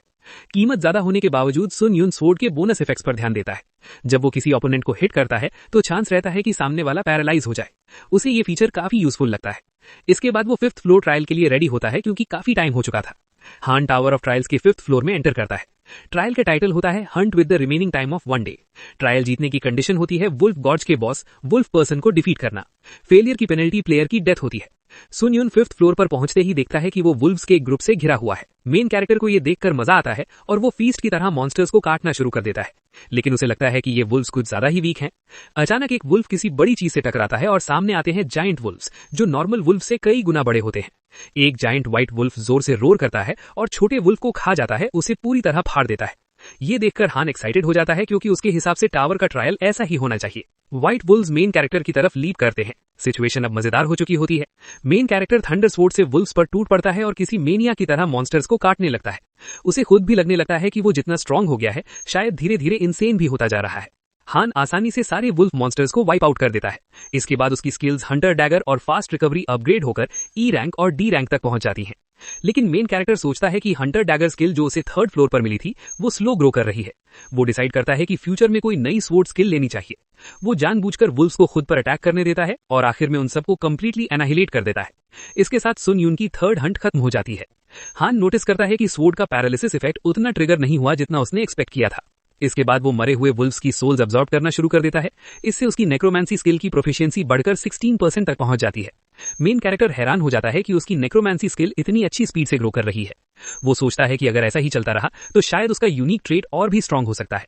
इसके बाद वो आगे बढ़ता है और महसूस करता है कि वो वुल्फ गॉर्ज के सेंटर के करीब पहुंच रहा है। जैसे जैसे वो अंदर जाता है वो ब्रूटली मरे हुए व्हाइट वुल्फ्स को देखता है। ये देखकर हान सोचने लगता है कि शायद यहाँ टेरिटरी फाइट हुई होगी, लेकिन जब वो इंजरीज को एनालाइज करता है तो उसे लगता है कि ये वुंड्स स्वॉर्ड से बने हैं। इसका मतलब ये मॉन्स्टर्स किसी इनसेनली पावरफुल एंटिटी ने मारे हैं। वो वॉल्स पर बने हुए स्ट्रेंज ट्रेसेस भी नोटिस करता है। ट्रुथ जानने के लिए main character eyes of truth skill activate करता है। स्किल से उसे पता चलता है कि ये ट्रेसेस डार्क ऑरा के हैं जो बहुत प्रोफिशिएंट ऑरा यूजर ने छोड़े हैं। ऑरा इतना शार्प था कि वॉल पर क्लीन स्लाइस बन गया। फिर भी हान कंफ्यूज रहता है क्योंकि बहुत सी चीजें हैं जिनके बारे में वो अभी अनअवेयर है। मेन कैरेक्टर को एनवायरनमेंट थोड़ा अनसेटलिंग लगने लगता है क्योंकि ऑमिनस ऑरा चारों तरफ फैलने लगता है। अचानक सुन यून को फील होता है कि कोई एनर्जी पास में है। वो तुरंत उसकी तरफ दौड़ता है और फुल स्पीड में डैश करता है ताकि उसे कैच कर सके। जो सीन वो वहां देखता है वो उसे कंप्लीटली एस्टॉनिश कर देता है। वहां कोई मिस्टीरियस बीइंग वुल्फ गॉर्ज में फाइट कर रहा होता है। आखिरकार वो क्रीचर वुल्फ पर्सन को डिफीट कर देता है। तभी सिस्टम सिचुएशन एनालाइज करता है और सुन यून को पता चलता है कि उसके ट्रायल में एक इंट्रूडर डिटेक्ट हुआ है। ट्रायल का गोल मॉडिफाई कर दिया जाता है। मेन कैरेक्टर को नया कमांड मिलता है इंटर डिमेंशनल इंट्रूडर को किल करने का। हान अब फेस करता है एक आर्मर्ड नाइट को जो किसी दूसरी डिमेंशन से आया होता है। मेन कैरेक्टर कुछ पल में ये समझ जाता है कि टावर ऑफ ट्रायल सिर्फ एक वर्ल्ड तक लिमिटेड नहीं है बल्कि दूसरी डिमेंशंस में भी एग्जिस्ट करता है। मेन कैरेक्टर को अब साफ समझ आने लगता है कि टावर ऑफ ट्रायल्स सिर्फ एक ही वर्ल्ड तक लिमिटेड नहीं है बल्कि अलग अलग डायमेंशंस में भी एग्जिस्ट करता है। ये सोचकर सुनुंग यून पूरी तरह डिसबिलीफ में चला जाता है और उसके दिमाग में सवालों की बाढ़ आ जाती है कि आखिर ये सब हो क्या रहा है। अचानक सामने खड़ा आर्मर्ड नाइट उससे मॉकिंग टोन में बात करता है। वो हंसते हुए बोलता है कि एक बारबैरिक चैलेंजर का अब तक जिंदा रहना सरप्राइजिंग है। आर्मर्ड नाइट को लगता है कि हैनुंग यून ही इस ट्रायल का ओनर है और वो उससे जवाब मांगता है। वो उसे बारबेरियन कहकर इंसल्ट करता है और सोचता है कि हैन मौत के डर से कांप रहा है। ये सुनकर मेन कैरेक्टर हल्की नर्वस स्माइल देता है क्योंकि अंदर से वो सच में डरा हुआ होता है। उसे ये भी समझ आ जाता है कि ये आमा वाला गाय कोई नॉर्मल एनिमी नहीं है। सुनुंग यून ने कभी इमेजिन नहीं किया था कि कोई इंट्रूडर आकर उसका ट्रायल ऑब्जेक्टिव स्टील करने की कोशिश करेगा, लेकिन वो इस बात से रिलीव्ड होता है कि कम से कम ट्रायल इंस्टेंट फेल नहीं हुआ। उधर आर्मर्ड इंट्रूडर को लगता है कि हैन डर के मारे अपनी समझ खो चुका है। वो डिसाइड करता है कि अब वर्ड्स नहीं बल्कि स्वॉर्ड बोलेगी। मेन कैरेक्टर खुद को रेडी करता है क्योंकि फाइट अब शुरू होने वाली होती है। जैसे ही आर्मर्ड प्लेयर आगे बढ़कर अटैक करता है, मेन कैरेक्टर रास्ते में एक मरे हुए वुल्फ की बॉडी फेंक देता है। इंट्रूडर वुल्फ को काटने में मोमेंटरीली डिस्ट्रैक्ट हो जाता है और हैन उसी चांस का फायदा उठाकर एम्बुश अटैक करता है। लेकिन मेन कैरेक्टर बुरी तरह फेल हो जाता है क्योंकि उसकी थंडर स्वॉर्ड हेवी आर्मर को पेनिट्रेट ही नहीं कर पाती। वो पूरी ताकत से आर्मर को काटने की कोशिश करता है, लेकिन उसे समझ आ जाता है कि ये फाइट इतनी सिंपल नहीं है। उसी मोमेंट इंट्रूडर की स्वॉर्ड से डार्क ऑरा निकलता है। जैसे ही वो सुनुंग यून को हिट करता है, मेन कैरेक्टर दूर जा गिरता है। इतनी जोरदार इंपैक्ट होती है कि वो जमीन पर क्रैश हो जाता है और उसकी एक रिस्ट ट्विस्ट हो जाती है। हैन का आर्म ब्लीड करने लगता है। आर्मर्ड प्लेयर इंप्रेस्ड होता है कि उसकी ऑरा पूरी तरह ब्लॉक नहीं हुई, लेकिन फिर भी वो बोलता है कि ये आर्म अब ऑलमोस्ट यूजलेस हो चुकी है, जैसे कि कट ही हो गई हो। मेन कैरेक्टर फ्रस्ट्रेशन में आकर इंट्रूडर से पूछता है कि आखिर वो है कौन और उसे इन सब के बारे में किसी ने कुछ क्यों नहीं बताया। आर्मर्ड प्लेयर आगे बढ़ता है और कामली बोलता है कि उसे सरप्राइज नहीं है कि ये प्रिमिटिव एप ट्रायल इन्वेजन के बारे में कुछ नहीं जानता। वो सुनुंग यून को इग्नोरेंट कहता है और बोलता है कि ये एग्जैक्टली वही है जिसकी उसे उम्मीद थी। ब्रोकन आर्म के साथ मेन कैरेक्टर खुद को पूरी तरह हेल्पलेस महसूस करता है। वो इंट्रूडर से पूछता है कि आखिर उसने उसके ट्रायल में इन्वेट क्यों किया। इंट्रूडर कोल्ड टोन में बोलता है कि शिकायत करने से कुछ नहीं बदलेगा, ये टावर का रूल है। वो हैनुंग यून को मर्सी देने का फैसला करता है ताकि उसका एंड जल्दी हो जाए। जैसे ही नाइट अपनी स्वॉर्ड हैंड की तरफ एम करता है, मेन कैरेक्टर हिस्टेरिकली उसे रोकता है और पूछता है कि ट्रायल इन्वेजन आखिर होता क्या है। इंट्रूडर सोचता है कि इसमें कोई नुकसान नहीं है क्योंकि हैंड की मौत तो तय है। आर्मर्ड नाइट एक्सप्लेन करता है कि ट्रायल इन्वेजन सिस्टम का एक फंक्शन है जो हायर लेवल्स के बाद अनलॉक होता है। कोई भी प्लेयर स्टोर से ट्रायल इन्वेजन टोकन खरीदकर किसी और प्लेयर के ट्रायल में इंटरफेयर कर सकता है। इसी तरह उसने सुनुंग यून के ट्रायल में एंट्री ली थी। सुन यून के दिमाग में और भी सवाल आने लगते हैं। वो नाइट से पूछता है कि उसने क्यों कहा कि ये डायमेंशन उनकी डायमेंशन से ज्यादा प्रिमिटिव है। मेन कैरेक्टर अंदाजा लगाता है कि इंट्रूडर किसी और वर्ल्ड से आया है और आर्मर्ड गाय इस बात को अग्री करता है। अचानक मेन कैरेक्टर खड़ा होता है और eyes of truth skill activate करता है, ये चेक करने के लिए कि इंट्रूडर झूठ तो नहीं बोल रहा। स्किल कंफर्म कंफर्म करती है कि आर्मर्ड गाय पूरी तरह सच बोल रहा है। सच जानने के बाद इंट्रूडर अचानक गुस्से में आ जाता है और स्वॉर्ड फिर से हैन की तरफ घुमा देता है। उसे गुस्सा आता है कि सुनुंग यून ने उसकी ऑनेस्टी पर डाउट किया। वो उसे मैनर्स ना होने वाला एप कहकर इंसल्ट करता है। जैसे ही इंट्रूडर गुस्से में स्वॉर्ड स्विंग करता है, मेन कैरेक्टर कॉकी स्माइल के साथ पूछता है कि अब वो क्या करने वाला है। आर्मर्ड गाय और ज्यादा भड़क जाता है और हैन को वीक प्रिमिटिव फूल कहता है। तभी हैन सुनुंग यून सब कुछ रिवील करने का फैसला करता है। वो बोलता है कि इंट्रूडर ने उसे काफी वैल्यूएबल इंफॉर्मेशन दी है, इसलिए बदले में वो भी उसे एक सच बताना चाहता है। हैन कामली कन्फेस करता है और सिचुएशन एक नई डायरेक्शन में मुड़ने लगती है। मेन कैरेक्टर को एहसास होता है कि उसकी मुड़ी हुई आर्म उतनी दर्दनाक नहीं लग रही जितना उसने सोचा था, और ये सब उसकी पेन रेजिस्टेंस स्किल की वजह से है। लेकिन सबसे शॉकिंग बात यह होती है कि वो आर्म को पकड़े हुए इसलिए नहीं है क्योंकि दर्द हो रहा है। असल में जैसे ही मेन कैरेक्टर अपनी आर्म को छोड़ता है, उसकी फास्ट रीजेनरेशन स्किल अपने आप एक्टिवेट हो जाती है और आर्म हील होने लगती है। हैन ने जानबूझकर ऐसा किया था ताकि इंट्रूडर को लगे कि वो सीरियसली इंजर्ड है और उसका गार्ड डाउन हो जाए। लेकिन कुछ ही सेकंड्स में सिचुएशन पूरी तरह पलट जाती है जब उसकी आर्म बिल्कुल नॉर्मल दिखने लगती है, जैसे कभी टूटी ही न हो। आर्मर्ड प्लेयर ये देखकर पूरी तरह शॉक में चला जाता है। उसे समझ नहीं आता कि सामने खड़ा इंसान स्वॉर्ड्समैन होने के साथ साथ हीलर भी कैसे हो सकता है। फिर भी वो बोलता है कि अगर हैन के पास और कुछ नहीं है तो उसकी मौत तय है। मेन कैरेक्टर कामली बोलता है कि ये कहना भी मुश्किल है क्योंकि वो हर पल और ज्यादा स्ट्रांग होता जा रहा है। यहीं से फाइट का टर्निंग पॉइंट शुरू होता है। हैनुंग यून की असली पावर अवेकन होती है। मेन कैरेक्टर अपने पास मौजूद सभी डेड सोल्स का यूज करके अपने स्टैट्स को बूस्ट करता है। एनर्जी ओवरफ्लो होने लगती है और उसकी स्ट्रेंथ अचानक बहुत ज्यादा बढ़ जाती है। आर्मर्ड गाय ये देखकर रियलाइज करता है कि हैन खुद को स्ट्रेंथन भी कर सकता है। अब फाइट सीरियस हो जाती है जब हैन असैसिन क्लोक की आइटम स्किल एक्टिवेट करता है। इंस्टेंट एक्सेलरेशन के साथ उसकी मूवमेंट स्पीड 15% तक बढ़ जाती है। इंट्रूडर पूरी तरह डिस्टर्ब हो जाता है और सोचने लगता है कि एक 5th फ्लोर चैलेंजर के पास इतनी स्किल्स कैसे हो सकती हैं। वो इसे प्योर नॉनसेंस कहता है। इसके बाद हैन और आर्मर्ड गाय के बीच इंटेंस स्वॉर्ड फाइट शुरू हो जाती है। दोनों की स्वॉर्ड्स लगातार टकराती हैं और कोई भी पीछे हटने को तैयार नहीं होता। लेकिन इंट्रूडर को एक बड़ी प्रॉब्लम फेस करनी पड़ती है। डिफरेंट डायमेंशंस की वजह से उसकी रियल स्टैट्स लिमिट हो जाती हैं। मेन कैरेक्टर नोटिस करता है कि इंट्रूडर फिर से डार्क ऑरा यूज कर रहा है।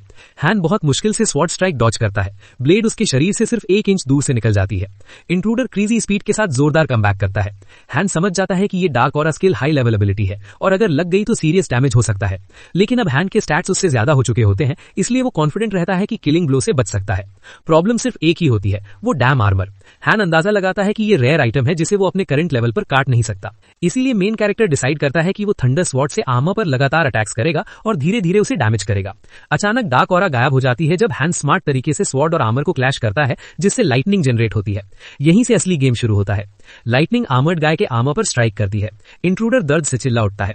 उसी मोमेंट सिस्टम नोटिफाई करता है कि एनिमी को हिट करने पर 10% चांस होता है लाइटनिंग स्ट्राइक इफेक्ट एक्टिवेट होने का। मेन कैरेक्टर स्मर्क करता है क्योंकि ये इफेक्ट बिल्कुल परफेक्ट टाइमिंग पर एक्टिवेट हुआ था। केड एड्रैक जमीन पर लाइफलेस पड़ा होता है। हैन खुश होता है कि उसका गैम्बल सक्सेसफुल रहा और एनिमी पैरालाइज हो गया। आर्मर्ड चैलेंजर दर्द में कराहता है और यकीन नहीं कर पाता कि वो एक 5th फ्लोर चैलेंजर से हार गया। वो सोचता है कि हैन के पास इतनी स्किल्स आखिर आई कहां से।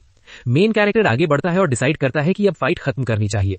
वो केड को बताता है कि असल में केयरलेस वही था जिसने अपने आर्मर और स्किल्स पर जरूरत से ज्यादा भरोसा कर लिया। केड उसे रोकने की कोशिश करता है और बोलता है कि वो हैन को वो सब आंसर्स देगा जो वो जानना चाहता है, लेकिन मेन कैरेक्टर उसकी बात सुनने से मना कर देता है। हैन उसे स्टैब कर देता है। केड मरते हुए उसे बारबेरियन कहकर कर्स करता है। हालांकि सुनुंग यून किलिंग का आदी होता जा रहा है, फिर भी हर बार उसे अंदर से अनकंफर्टेबल फील होता है और वो इसे एक प्रॉब्लम मानता है। सिस्टम उसे टावर ऑफ ट्रायल्स की 5th फ्लोर क्लियर करने पर कांग्रेचुलेट करता है। मेन कैरेक्टर कैडाक्रिस की सोल अब्सॉर्ब कर लेता है। उसकी प्रोफिशिएंसी 15% बढ़ जाती है। हैन रिलीव्ड फील करता है क्योंकि उसे लगा था कि शायद वो सोल अब्सॉर्ब नहीं कर पाएगा। जब रिवॉर्ड मैसेज तुरंत पॉपअप नहीं होता तो मेन कैरेक्टर वंडर करता है कि ऐसा क्यों हो रहा है। तभी सिस्टम उसे नोटिफाई करता है कि ये ट्रायल डिफिकल्टी से जुड़ा हुआ है। Page 17 to 18। सिस्टम बताता है कि ट्रायल की डिफिकल्टी रिवॉर्ड्स के प्रोपोर्शनल नहीं थी।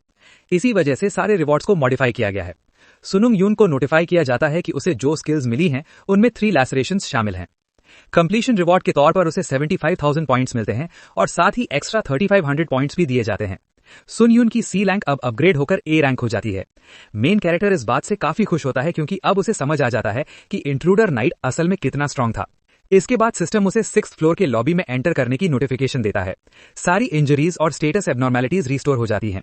साथ ही उसकी इन्फॉर्मेशन लीडर बोर्ड पर अपडेट कर दी जाती है। सुनुंग यून इन्वेंट्री खोलता है और डिसाइड करता है कि डायमेंशनल इन्वेजन्स की वजह से वो गार्ड डाउन नहीं करेगा। वो सोचता है कि क्या क्वेश्चन वाउचर को 8 फ्लोर तक सेव करना चाहिए या अभी यूज करना चाहिए। थोड़ी देर सोचने के बाद हान डिसाइड करता है कि अभी ही यूज कर लेता है। सिस्टम उसे इंस्ट्रक्शन देता है कि वो अपना क्वेश्चन लिखे और एडमिनिस्ट्रेटर उसे रिप्लाई देगा। सुन यून अभी भी कंफ्यूज रहता है कि फ्लोर इन्वेजन क्या होता है और क्या इन्वेजन होते ही उसे अलर्ट मिल सकता है या नहीं। क्वेश्चन सेंड होते ही रिप्लाई इंस्टेंटली आ जाता है। सिस्टम एक्सप्लेन करता है कि फ्लोर इन्वेजन एक ऐसा सिस्टम है जहां कोई प्लेयर फर्स्ट 10 क्लासेस के अंदर किसी दूसरे चैलेंजर के ट्रायल में इन्वेट कर सकता है, लेकिन स्पेशल ट्रायल्स जैसे कंबाइंड ट्रायल में इंटरफियर नहीं किया जा सकता। सिस्टम यह भी बताता है कि फ्लोर इन्वेजन सिस्टम 8 फ्लोर पर अनलॉक होता है, इसलिए सुनुंग युन अभी इसका यूज नहीं कर सकता। मेन कैरेक्टर को पता चलता है कि ये क्लाइंबिंग ब्रेकर कैटेगरी में आता है और करंट फ्लोर पर इसकी पूरी इंफॉर्मेशन नहीं मिल सकती। हालांकि क्वेश्चन वाउचर कंज्यूम नहीं होता क्योंकि उसके क्वेश्चन का सिर्फ पहला पार्ट आंसर हुआ था। सुन युन ये जानकर शॉक में आ जाता है कि क्वेश्चन वाउचर इतना पावरफुल नहीं है जितना उसने सोचा था, लेकिन फिर भी वो खुश होता है कि वाउचर वेस्ट नहीं हुआ। इसके बाद मेन कैरेक्टर अर्थ से लाए गए आइटम्स यूज करने का फैसला करता है। वो इन्वेंट्री खोलकर क्रोकिन मैजिक टावर का रेस्टोरेशन बॉक्स यूज करता है ताकि सीक्रेटिव हंटर शील्ड रिपेयर हो सके। रिजल्ट उसकी एक्सपेक्टेशन से कहीं ज्यादा अच्छा निकलता है। सुनुंग युन क्लीनिंग स्टोन भी यूज करता है। उसे याद आता है कि पहले वो इसे पैसे की बर्बादी समझता था और अब खुद पर थोड़ा एम्बैरेस्ड फील करता है। 6th फ्लोर ट्रायल शुरू होने में अभी 1 आवर 12 मिनट्स बाकी होते हैं, इसलिए हान डिसाइड करता है कि वो ट्रायल लीडर बोर्ड और कम्युनिटी बोर्ड चेक करेगा। 5th फ्लोर लीडर बोर्ड में मेन कैरेक्टर 3rd रैंक पर होता है। ये देखकर वो शॉक हो जाता है क्योंकि पहले वो रैंक 16 पर था। सुनयुन सोचता है कि क्या वो कंटिन्यूअस पायनियर बेनिफिट के करीब पहुंच रहा है। वो डिसाइड करता है कि 8th फ्लोर पर पहुंचकर देखेगा कि उसे क्या बोनस मिलता है। अचानक सिस्टम उसे कई नोटिफिकेशंस भेजता है। एक साइकोलॉजिकल स्किल के बारे में बताया जाता है जो मर्डर और पिलेजिंग में बहुत हेल्प करती है। सिस्टम एक्सप्लेन करता है कि अगर किसी के पास साइकोलॉजिकल रेजिस्टेंस स्किल हो तो वो मर्डर, पिलेजिंग और बिट्रेयल से जुड़े अचीवमेंट्स अनलॉक कर सकता है और हैवी रिवॉर्ड्स भी पा सकता है। चैट पढ़ते हुए सुनुंग युन देखता है कि 2 challengers achievements related to murder को लेकर आर्ग्यू कर रहे हैं। मेन कैरेक्टर को पूरा एनवायरनमेंट केओटिक लगता है। उसे समझ नहीं आता कि ये सब अचानक कैसे हो रहा है। सुन युन साइकोलॉजिकल रेजिस्टेंस स्किल के बारे में सोचता है जो अभी मार्केट में एक्टिवली सेल हो रही है। उसे लगता है कि ये डबल एज्ड स्वॉर्ड जैसी है, लेकिन साइकोलॉजिकल शॉक को नेगेट करने का इफेक्ट बहुत पावरफुल है। मेन कैरेक्टर जानता है कि अगर कोई इस स्किल का यूज करके साइकोलॉजिकल पेन इरेज कर दे तो उसे किलिंग से जुड़ी कोई प्रॉब्लम ही नहीं होगी। तभी कोई चैट में इन्फॉर्म करता है कि 4th फ्लोर पर इन्फॉर्मेशन देने वाला वो बास्टर्ड अब अपना नेम चेंज करके प्रिंसेस सुई रख चुका है। भले ही ये हंटर्स के बीच कंपटीशन हो, लेकिन मेन कैरेक्टर को लगता है कि इनडायरेक्टली वो सब यही कह रहे हैं कि उसे मार देना चाहिए। सुन युन को 4th फ्लोर लॉबी वाला चैलेंजर याद आ जाता है जिसने पूरे माहौल को खराब कर दिया था। उसे लगता है कि वो जानबूझकर ऐसा कर रहा था ताकि सब लोग कंपेटिटिव हो जाएं। मेन कैरेक्टर चुपचाप सोचता है और डिसाइड करता है कि आगे उसे और ज्यादा कॉशियस रहना पड़ेगा क्योंकि टावर अब सिर्फ ट्रायल्स का खेल नहीं रहा बल्कि माइंड गेम्स भी शुरू हो चुके हैं। मेन कैरेक्टर उस नाम को याद रखता है और तभी सिस्टम उससे पूछता है कि क्या वो 6th फ्लोर ट्रायल एक्सेप्ट करेगा जिसकी डिफिकल्टी लेवल हार्ड है और ट्रायल का ऑब्जेक्टिव है 50 मिनट्स के अंदर कॉन्क्वेस्ट करना। पास कंडीशन ये रहती है कि टाइम लिमिट के अंदर आसपास के टाइल्स में से कम एक टाइल कैप्चर करनी होगी और फेल कंडीशन साफ होती है, या तो चैलेंजर की डेथ या फिर टाइम खत्म हो जाना। ट्रायल का रिवॉर्ड होता है रैंडमली पिक्ड बॉक्स बी और फेलियर की पेनल्टी सीधी डेथ होती है। सुन युन को 6th फ्लोर पर ट्रांसफर कर दिया जाता है जो बिल्कुल ओशन जैसा दिखता है। चारों तरफ पानी और खुला एनवायरनमेंट होता है। सिस्टम नोटिफाई करता है कि टीममेट एलोकेशन कंप्लीट हो चुका है और सजेस्ट करता है कि टीममेट के साथ कोऑपरेट करके ट्रायल कंप्लीट किया जाए। मेन कैरेक्टर इंतजार करता है लेकिन उसका टीममेट सामने नहीं आता, जिससे वो थोड़ा कंसर्न फील करता है। अचानक उसके ऊपर से एक स्पीयर गिरती है लेकिन वो इंस्टेंटली साइड में मूव करके स्पीयर को पकड़ लेता है। स्पीयर के साथ ही एक गाय भी सामने आता है और साफ लगता है कि वो जानबूझकर हान पे अटैक कर रहा था। मेन कैरेक्टर सोचने लगता है कि ये ऐसा क्यों कर रहा है और आखिर वजह क्या है। वो गाय अपने एक्शन को जस्टिफाई करता है और बोलता है कि टीममेट को मर्डर करना अचीवमेंट्स पाने का सबसे आसान तरीका है। सुन युन को ये आइडिया बिल्कुल पसंद नहीं आता, लेकिन उसका टीममेट उसे बास्टर्ड बोलता है और कहता है कि हिपोक्रेट बनने से पहले अपने आसपास देखे। वो उसे याद दिलाता है कि टावर में कॉन्शियंस जैसी कोई चीज नहीं होती। तभी फ्लैशबैक में कई सीन्स दिखते हैं जहां लोग अपने ही टीममेट्स के हाथों बिटरे हुए थे। वो गाय जोर जोर से हंसता है और सुन युन को हिपोक्रेट कहकर उसका मजाक उड़ाता है। दूसरी तरफ 2 चैलेंजर्स एक दूसरे से ग्रीटिंग करते हैं और प्रिटेंड करते हैं कि वो अपनी स्ट्रेंथ कंबाइन करेंगे। वो देखते हैं कि कैसे हंटर्स एक दूसरे को बिट्रे कर रहे हैं। जैसे ही एक चैलेंजर को लगता है कि उसे लॉयल टीममेट मिल गया है, वैसे ही उसका टीममेट उसे स्टैब कर देता है। हैंडशेक की वजह से वो अपनी स्वॉर्ड पकड़ भी नहीं पाता। इस डर्टी ट्रिक की वजह से उस चैलेंजर को डर्टी मर्डरर अचीवमेंट मिल जाता है और उसकी ड्यूरेबिलिटी 1 पॉइंट बढ़ जाती है। सीन वापस हान की तरफ आता है जो अपने टीममेट की बातें चुपचाप सुन रहा होता है। अचानक उसका टीममेट उस पर अटैक करता है क्योंकि वो इसे अचीवमेंट बढ़ाने का मौका समझता है। मेन कैरेक्टर बिना किसी एफर्ट के अटैक डॉज करता है और साथ ही काउंटर अटैक भी कर देता है। सुन युन को ट्रेटर नाम का अचीवमेंट मिलता है और उसकी स्ट्रेंथ 1 पॉइंट बढ़ जाती है। वो अपने टीममेट को अंदर ही अंदर वीकलिंग मानता है। ट्रायल को स्पेशल ट्रायल या कंबाइंड ट्रायल कहा जा रहा था, लेकिन मेन कैरेक्टर को ये किसी इवेंट से अलग नहीं लगता। हान सोचता है कि अगर इस अमेजिंग इवेंट से कोई स्किल मिल जाए तो वो लकी होगा, लेकिन वो बेवजह दूसरे हंटर्स को किल करने का इरादा नहीं रखता। हां, जो उसे अटैक करेगा उसे वो इग्नोर भी नहीं करेगा। एक चैलेंजर आयरन डोम यूज करता है खुद को प्रोटेक्ट करने के लिए और सोचता है कि ये ट्रायल उसके जैसे वाटर एट्रीब्यूट मैजिक यूजर के लिए बना है, लेकिन उसी पल हानुंग युन उसके ऊपर अपीयर होता है और डोम को तोड़ने की कोशिश करता है। चैलेंजर अपनी शील्ड को लेकर काफी कॉन्फिडेंट होता है और बताता है कि ये बुलेट प्रूफ आयरन फॉर्म है। वो मेन कैरेक्टर को कर्स भी करता है, लेकिन सिचुएशन अचानक बदल जाती है। हानुंग यून डोम को ब्रेक कर देता है। वो हंटर के फेस पर किक मारता है, जिससे वो उड़ता हुआ पीछे गिरता है और जमीन से टकराता है। हान जानता है कि वो थोड़ा क्रूएल हो गया है, लेकिन उसे लगता है कि चैलेंजर्स के अंदर डर बैठाना जरूरी था। हानुंग यून अचीवमेंट्स चाहता है, लेकिन अननेसेसरी मर्डर्स नहीं करना चाहता। सिस्टम उसे नोटिफाई करता है कि टाइल्स कैप्चर करने की प्रोसेस शुरू हो चुकी है। सिस्टम यह भी बताता है कि अगर कोई दूसरी टीम उस टाइल पर कदम रखेगी तो कैप्चर प्रोसेस रुक जाएगा, इसीलिए उसे अपने एनिमीज को टाइल कैप्चर करने से रोकना होगा। मेन कैरेक्टर को इस टाइल पर 10 मिनट्स तक टिके रहना है। वो अज्यूम करता है कि हाई रैंकिंग चैलेंजर्स शायद 6th फ्लोर ऑलरेडी क्लियर कर चुके होंगे, और क्योंकि ज्यादातर स्ट्रॉन्ग प्लेयर्स आगे निकल चुके हैं, इसीलिए ये ट्रायल और भी डेंजरस होने वाला है। आवर बॉय के आसपास जो चैलेंजर्स थे वो लो रैंक निकले, इसलिए ये चैलेंज सोनयोन के लिए काफी इजी साबित हो रहा था। 6th फ्लोर ट्रायल ने हन सोंग योन को बहुत सारी बातों पर सोचने पर मजबूर कर दिया, जैसे दूसरों पर भरोसा न करना, लो रैंकिंग चैलेंजर्स की रियलिटी और टावर ऑफ ट्रायल की ग्लूमी सच्चाई। लेकिन आवर बॉय जानता था कि गलत जगह दिखाई गई कंपैशन असल में हिपोक्रेसी होती है, और भले ही वो अपने ऊपर हमला करने वाले चैलेंजर्स को खुद न मारे, लेकिन कोई और उन्हें जरूर मार देगा। सिस्टम सुन सियोन को अलर्ट करता है कि कोई उसकी टाइल इन्वेड करने की कोशिश कर रहा है और कैप्चर प्रोसेस रुक चुका है। पीछे मुड़कर देखने पर 4 गाइस का ग्रुप उसकी तरफ आता दिखता है। आवर बॉय थोड़ा स्टंड हो जाता है, जबकि उन 4 में से एक गाय बहुत कॉकी बिहेव करने लगता है। सोनयून को तुरंत समझ आ जाता है कि उन्होंने अचीवमेंट्स पाने के लिए मर्डरर पार्टी बनाई है। ब्लॉन्ड गाय उसे कंफर्म करता है कि उसका अंदाजा बिल्कुल सही है। इसके बाद उन 4 में से 2 लोग आवर बॉय पर अटैक कर देते हैं। Our boy heart solidarity activate करता है, जो किम जिन यू की पेन को हान सुंग यून के साथ शेयर करने वाला ट्रेट है। एक बॉल्ड गाय जंप करके सुन यून पर सी वाटर से अटैक करता है। आवर बॉय एक्सीडेंटली उसे टच कर लेता है, जिससे उसकी स्ट्रेंथ, एजिलिटी और स्टैमिना 10 पॉइंट्स कम हो जाती है। पेनल्टी टाइम रहता है 2 मिनट्स 59 सेकंड्स। इस पेनल्टी के बारे में अनअवेयर हैन सोचता है कि ये सिचुएशन तब वर्स्ट होती अगर वो नॉर्मल चैलेंजर होता। वो एक ईविल स्माइल देता है। आवर बॉय खुद से कहता है कि ये वर्स्ट है, लेकिन सिर्फ तब अगर वो नॉर्मल चैलेंजर होता। उस स्मर्क से साफ दिखता है कि हान अब उनकी हालत खराब करने के लिए रेडी है। दोनों प्लेयर्स अपने वेपन्स के साथ सोनयून पर हमला करते हैं। आवर बॉय अपनी जगह खड़ा रहता है और उनके प्लान को अप्रिशिएट करता है, जिसमें अपोनेंट के स्टैट्स कम करने के लिए वेपन स्टील किए गए थे। लेकिन वो उन्हें उनकी सबसे बड़ी गलती का एहसास कराता है, और वो है रॉन्ग अपोनेंट चुनना। इतना कहकर आवर बॉय अपने एनिमी को फेस से पकड़ता है और खतरनाक ताकत से जमीन पर पटक देता है। उस गाय का सिर लिटरली टुकड़ों में फट जाता है और खून चारों तरफ फैल जाता है। बाकी सभी अपोनेंट्स डर से कांप उठते हैं। सोनयून को स्किल मिलती है 1 हिट 1 किल और extinction of the weak. Extinction of the weak skill काफी इंटरेस्टिंग होती है। अगर यूजर का कोई भी स्टैट अपोनेंट से ज्यादा होता है तो यूजर की स्ट्रेंथ प्रोपोर्शनली बढ़ जाती है। कुछ ही देर में एक बॉल्ड अपोनेंट हान पर अटैक करता है और उसे गालियां देता है, लेकिन वो खुद ही अपनी मौत को बुला लेता है क्योंकि उसके स्टैट्स यूजर से कम होते हैं। इससे हान की नई skill extinction of the weak activate हो जाती है। अपोनेंट अटैक करता है, लेकिन टेरर तब फैलता है जब आवर बॉय आराम से डॉज करता है और फैट गाय के फेस पर जोरदार किक मारता है, जिससे उसकी नाक से खून बहने लगता है। फिर वो बॉल्ड हेड पर एक ब्रूटल किक मारकर उसे खत्म कर देता है। इस ब्लो के साथ सोनयून को अचीवमेंट मिलता है मर्सिलेस मर्डरर। अब सिर्फ 2 अपोनेंट्स बचे होते हैं। आवर बॉय कॉन्फिडेंट स्ट्राइड के साथ उनकी तरफ बढ़ता है। एक गाय ब्लॉन्ड प्लेयर को सजेस्ट करता है कि दोनों मिलकर सोनयून पर अटैक करें, लेकिन ब्लॉन्ड बास्टर्ड अचानक उसका एक पैर काट देता है। वो प्लेयर दर्द से जमीन पर गिर जाता है और बुरी तरह चिल्लाने लगता है। पेन शेयर होने की वजह से आवर बॉय को भी वही पेन फील होती है, लेकिन लकीली उसे एक्चुअल डैमेज नहीं होता। प्रॉब्लम सिर्फ ये रहती है कि पेन उसकी मूवमेंट को स्लो कर रही है। वो इंजर्ड बॉय दर्द से चिल्लाते हुए ब्लॉन्डी को बास्टर्ड कहता है। वो उससे पूछता है कि क्या वो अब भी खुद को इंसान कह सकता है। ब्लॉन्ड प्लेयर बेरहमी से उस लड़के के पेट में स्टैब कर देता है। पेन शेयर होने की वजह से आवर बॉय को भी वही एगनी महसूस होती है। वो आगे बढ़ने के लिए स्ट्रगल करता है। ब्लॉन्ड बास्टर्ड सोनयून को वार्निंग देता है कि वो पीछे हट जाए। वो धमकी देता है कि अगर वो पास आया तो वो उस इडियट का गला काट देगा जिसका पैर उसने काटा है। दूसरी तरफ our boy pain resistance skill की वजह से अभी भी खड़ा रहने की ताकत रखता है, हालांकि मूव करना अभी भी मुश्किल होता है। जैसा कि उम्मीद थी, हन अब भी सिचुएशन को कंट्रोल करने वाला था।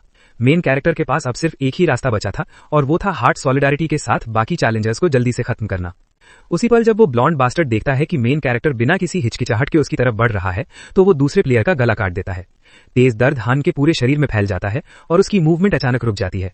मेन कैरेक्टर अपने गले को पकड़ता है जैसे उसका भी गला कट गया हो, लेकिन वो ये अच्छी तरह जानता था कि अगर अभी ये मूव नहीं किया तो फिर दूसरा मौका नहीं मिलेगा। इसी दौरान ब्लॉन्ड प्लेयर सी उनको खत्म करने के लिए स्वॉर्ड के साथ कूद पड़ता है। तभी मेन कैरेक्टर पूरी सिचुएशन पलट देता है और तलवार के ब्लेड को अपने हाथ से पकड़कर जोर से तोड़ देता है। क्योंकि किसी का गला काटने का थ्रिल इतना खतरनाक था, मेन कैरेक्टर डिसाइड करता है कि अब वो ही ब्लॉन्ड को वही फीलिंग देगा। ब्लॉन्ड प्लेयर समझ जाता है कि वो पूरी तरह फंस चुका है। अपनी ही टूटी हुई स्वॉर्ड से सोनयून उसका गला काट देता है और उसे मार देता है। इसके बाद हान को आयरन ब्लड क्लाइंबर अचीवमेंट मिलता है और साथ में 1500 पॉइंट्स। आखिरकार लिमिट पूरी हो जाती है और टाइल कैप्चर हो जाती है। हान सुंग यून की टीम अपनी ही जैसे लोगों को खत्म करके जिंदा बच जाती है। प्लेयर्स खुशी से सेलिब्रेट करते हैं क्योंकि जिंदा रहना ही सबसे बड़ी जीत थी। दूसरी तरफ मेन कैरेक्टर सोचता है कि क्या किसी ने जानबूझकर शुरुआत में इतने सारे मर्डर अचीवमेंट्स फैलाए थे। आखिर में वही लोग जीते जो टीम बनाकर टिके रहे। हालांकि कुछ एक्सेप्शंस भी थे। जिन प्लेयर्स ने दूसरों को मारा उन्होंने खुद को समझा लिया कि उन्होंने कुछ गलत नहीं किया। उनके हिसाब से गलती उन्हीं की थी जो मारे गए। काफी आयरॉनिक बात है। मेन कैरेक्टर अपने खून से सने हाथ को देखता है और सोचता है कि दूसरों की नजर में वो एक मॉन्स्टर ही लगेगा क्योंकि उसने इंसानों को इतनी बेरहमी से मारा है। इसी के साथ 6th फ्लोर का ट्रायल कंप्लीट हो जाता है। रिवॉर्ड में इन्वेंट्री में एक रैंडम गचा बॉक्स आता है और साथ में 8000 पॉइंट्स मिलते हैं। लॉबी में जाते ही सोन यून मरे हुए प्लेयर्स की सोल्स एब्जॉर्ब करता है, जिससे उसकी यूनिक ट्रेट नेक्रोमेंसी की प्रोफिशिएंसी 100% तक पहुंच जाती है। मेन कैरेक्टर की ट्रेट अप रैंक होकर डी रैंक हो जाती है। इसके बाद हान 7th फ्लोर की लॉबी में पहुंचता है। वहां उसे पता चलता है कि अब वो अपनी अचीवमेंट्स देख सकता है। पैनल में वो अलग अलग रैंक्स की सारी अचीवमेंट्स देखता है। मेन कैरेक्टर को एहसास होता है कि S rank achievement first returner कोई मामूली अचीवमेंट नहीं थी। वो डिटेल्स चेक करता है और देखता है कि हर अचीवमेंट के साथ अलग रिवॉर्ड्स मिलते हैं। यहीं पर हन समझता है कि लोगों को मारने से उसे कितनी सारी अचीवमेंट्स मिली है और साथ में स्किल्स, स्टैट्स और पॉइंट्स भी मिले हैं। उसी वक्त हन रैंडम गचा बॉक्स पर नजर डालता है।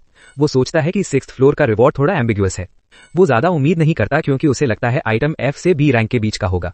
फिर भी हन डिसाइड करता है कि जो भी हो बॉक्स खोलना चाहिए और सोल्स एब्जॉर्ब करते रहना चाहिए। लेकिन जो होता है वो पूरी तरह अनएक्सपेक्टेड होता है।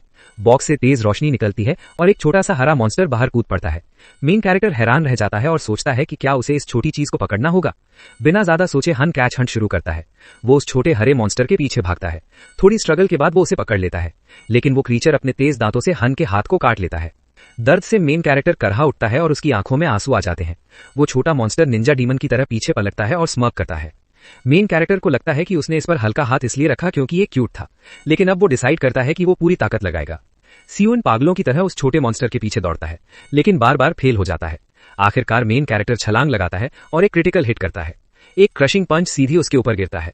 मेन कैरेक्टर पूरा जोर लगाकर मॉन्स्टर के सिर पर पंच मार देता है। पंच लगते ही मॉन्स्टर पीछे हट जाता है और उसी पल मेन कैरेक्टर को गॉचा बॉक्स से बेस्ट रैंक का आइटम मिल जाता है। आइटम देखते ही हान को लगता है कि ये जरूर B रैंक आइटम होगा क्योंकि बेस्ट रैंक से नीचे कुछ नहीं हो सकता।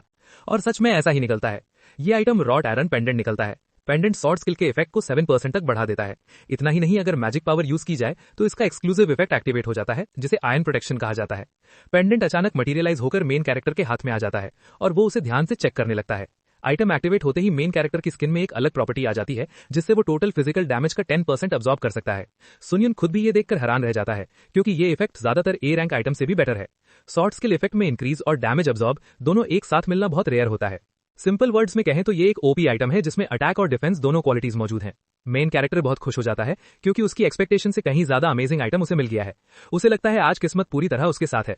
लेकिन हर पावरफुल आइटम के साथ कोई ना कोई ड्रॉबैक जरूर होता है। जैसे ही हान पेंडेंट का यूज खत्म करता है, उसकी सारी मैजिक पावर ड्रेन हो जाती है। एक्चुअली पेंडेंट का exclusive skill iron protection deactivate होते ही मैजिक पावर को बहुत तेजी से कंज्यूम कर लेता है।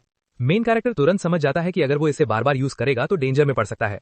इसलिए वो डिसाइड करता है कि वो अपनी मैजिक पावर सेव करके रखेगा और पेंडेंट को सिर्फ इंपॉर्टेंट मोमेंट्स में ही यूज करेगा। इसके बाद हान अपनी अनवेवरिंग स्किल को इंप्रूव करने का डिसीजन लेता है और नेक्रोमेंसी ट्रेट का स्टेटस खोलता है। वो नोटिस करता है कि बेसिक इफेक्ट अब ज्यादा स्पेसिफिक हो गया है। पहले ऐसा लगता था कि सिर्फ बेसिक स्टैट्स एनहांस हो रहे हैं, लेकिन अब वो सोल्स का यूज मैजिक पावर रिस्टोर करने या शील्ड बनाने के लिए भी कर सकता है। मेन कैरेक्टर को थोड़ी डिसअपॉइंटमेंट होती है क्योंकि उसे लगा था कि स्किल अब्सॉर्ब होने की प्रोबेबिलिटी इंक्रीज होगी, लेकिन ऐसा नहीं हुआ। फिर भी उसे डिफेंस एबिलिटी मिल गई थी जिसकी उसे जरूरत थी। सुनियन को क्यूरियोसिटी होती है और वो सोल शील्ड को टेस्ट करना चाहता है। वो सॉर्ड को हवा में उछालता है और खुद का हाथ काट देता है क्योंकि लॉबी रिकवरी इफेक्ट अभी एक्टिव होता है। सॉर्ड उसका हाथ काट देती है, लेकिन उसी स्प्लिट सेकंड में सोल इंजरी को अब्सॉर्ब कर लेता है। प्लेयर सॉन्ग जिनवॉक की सोल डिसअपियर हो जाती है और main character 3 possessed souls absorb कर लेता है। ये देखकर हान पूरी तरह शॉक रह जाता है। उसे लगता है सोल शील्ड उसकी एक्सपेक्टेशन से कहीं ज्यादा पावरफुल है। वो डिसाइड करता है कि सारी सोल्स अब्सॉर्ब करना सही नहीं है और कुछ सोल्स फ्यूचर में शील्ड के लिए बचाकर रखना बेहतर होगा।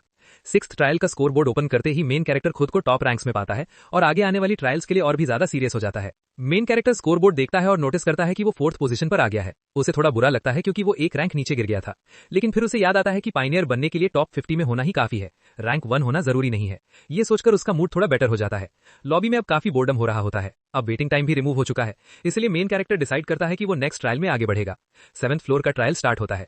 इस ट्रायल का सब्जेक्ट वेरिफिकेशन होता है। कंप्लीशन कंडीशन ये होती है कि प्लेयर्स को टाइम खत्म होने से पहले 3 ट्रायल्स कंप्लीट करने होते हैं। टोटल टाइम लिमिट 40 मिनट्स होती है। रिवॉर्ड में एक स्किल विंस ग्रेस मिलती है और अगर कोई फेल हुआ तो पेनल्टी डायरेक्ट डेथ होती है। इसके बाद हान सुंग यून 7th ट्रायल के एरिया में एंटर करता है। वो शॉक हो जाता है क्योंकि उसके सामने एक लंबा कॉरिडोर होता है। ये बाकी ट्रायल से बिल्कुल अलग होता है।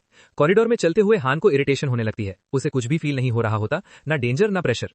लेकिन तभी उसे कॉरिडोर के एंड में एक ब्राइट लाइट दिखाई देती है। अचानक वो लाइट उसे खींच लेती है और वो फर्स्ट ट्रायल के एरिया में एंटर कर जाता है। ये एरिया एक डेजर्ट होता है। प्लेयर को इंस्ट्रक्शन मिलती है कि उसे प्रूव करना होगा कि उसने अपने फियर्स को ओवरकम कर लिया है। मेन कैरेक्टर डेजर्ट में कदम रखता है। ये वही जगह होती है जहां से सब शुरू हुआ था। अचानक सैंड के अंदर से एक मैसिव सैंड गोलम एमर्ज होता है। हान को इंस्टेंटली समझ आ जाता है कि उसकी गट फीलिंग सही थी। ये एरिया ट्यूटोरियल ट्रायल की रिप्रोडक्शन है। मतलब ये ट्रायल उसे वही 3 ट्रायल्स दोबारा फेस करवाने वाला है जिन्हें वो पहले क्लियर कर चुका है। मेन कैरेक्टर कॉन्फिडेंट हो जाता है। उसे लगता है कि अब वो सैंड गोलम को आंख बंद करके भी हरा सकता है। वो सोचता है कि अगर ये ट्रायल क्लियर हो गया तो वो जल्दी 8th फ्लोर पहुंच जाएगा। इसी बीच मॉन्स्टर पूरी तरह सामने आ जाता है। मेन कैरेक्टर स्मर्क करता है, लेकिन तभी वो नोटिस करता है कि ट्रायल लेवल अप हो चुका है। सैंड गोलम पहले से 3 टाइम्स बड़ा होता है। जायंट सैंड गोलम सुंग यून पर अटैक करता है और मेन कैरेक्टर को फाइट करने में मजा आने लगता है। मेन कैरेक्टर मॉन्स्टर के अराउंड जंप करता है, लेकिन अजीब बात यह होती है कि उसे कोर स्टोन दिखाई नहीं देता, जो नॉर्मली सैंड गोलम का वीक पॉइंट होता है। वो सोचता है कि शायद साइज बड़ा होने की वजह से कोर स्टोन बॉडी के अंदर डीपर चला गया है, लेकिन यही सोच उसकी कंसंट्रेशन तोड़ देती है। सैंड गोलम उसे ऑफ गार्ड पकड़ लेता है और अपने जायंट हैंड में ट्रैप कर लेता है। अब मेन कैरेक्टर पहले से ज्यादा स्ट्रांग हो चुका होता है। वो अपनी मैजिक पावर यूज करके उस जायंट हैंड से बाहर निकल आता है। उसे लगता है कि अब मॉन्स्टर को स्लाइस करना ही एकमात्र ऑप्शन है। वो थंडर सॉर्ड से सैंड गोलम पर लगातार स्लैशेस करने लगता है, लेकिन सैंड को सॉर्ड से काटना उसे खुद भी बेकार आइडिया लगता है। फिर भी हान जिद पकड़ लेता है। उसे किसी भी तरह कोर स्टोन तक पहुंचना होता है, लेकिन हान रियलाइज करता है कि उसकी अटैक से सैंड गोलम और ज्यादा एंग्री हो गया है। मॉन्स्टर पूरी तरह फ्रैंटिक हो जाता है। जाइंट सैंड गोलम डिसाइड करता है कि वो मेन कैरेक्टर को क्रश करके मार देगा। वो जाइंट लीप लगाकर सुंग यून को खत्म करने की कोशिश करता है। मेन कैरेक्टर डर जाता है। उसे पता होता है कि डॉज करना इजी है, लेकिन अगर मॉन्स्टर ऐसे गिरा तो बचना इम्पॉसिबल होगा। सनयुन जान बचाने के लिए भागता है। उसे पता होता है कि एस्केप का कोई रास्ता नहीं है। सैंड गोलम फोर्सफुली गिरता है, लेकिन मेन कैरेक्टर लकी एस्केप कर लेता है। वो सैंड की रिज में खुद को कैमोफ्लेज कर लेता है। अब मेन कैरेक्टर को गुस्सा आ जाता है। वो 3 लैसरेशन स्किल एक्टिवेट करता है। ये स्किल हर अटैक के बाद सॉर्ड की कटिंग पावर मल्टीप्लाई कर देती है। गेम का लेवल इंस्टेंटली बदल जाता है। सनयुन एक ही अटैक में गोलम का आर्म काट देता है। मेन कैरेक्टर खुद भी शॉक रह जाता है। उसे यकीन नहीं होता कि ये एक ही स्लैश में पॉसिबल था।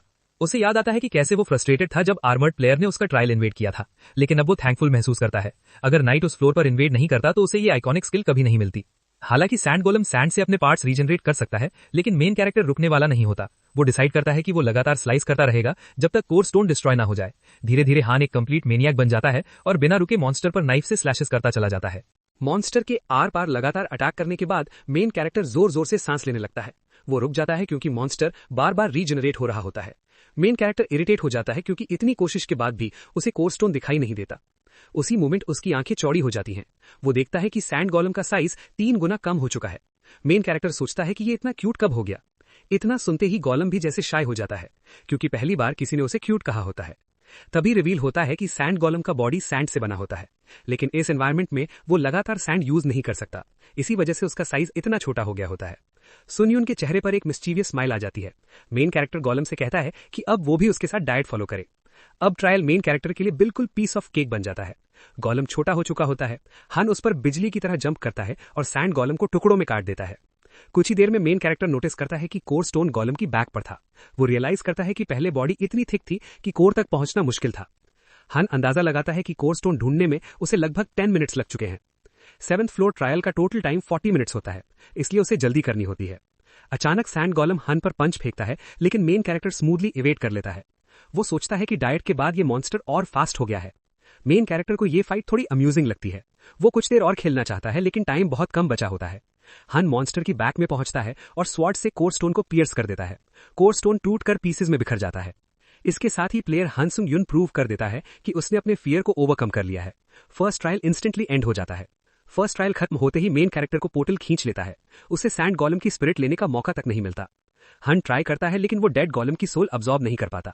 ये बात उसे काफी फ्रस्ट्रेट कर देती है। इसके बाद वो सेकंड ट्रायल जोन में एंटर करता है और फिर से प्रूव करता है कि उसने अपनी विट्स का सही यूज किया है। मेन कैरेक्टर जोन में पहुंचते ही शॉक हो जाता है। उसके सामने लेवल 2 ट्रायल का ऑर्क विलेज होता है।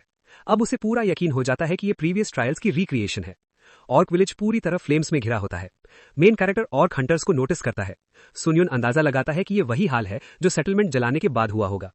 ऑर्क हंटर्स अपनी ही जाति की एनिहिलेशन देखते हैं और उसी पल उनकी आंखों में रिवेंज की आग जल उठती है। मेन कैरेक्टर एक्सप्लेन करता है कि कभी कभी मॉन्स्टर्स रेज में एनगल्फ हो जाते हैं। बजर्क ऑर्क अब कोई नॉर्मल ग्रेडी मॉन्स्टर नहीं रहता, बस उसकी किस्मत खराब होती है।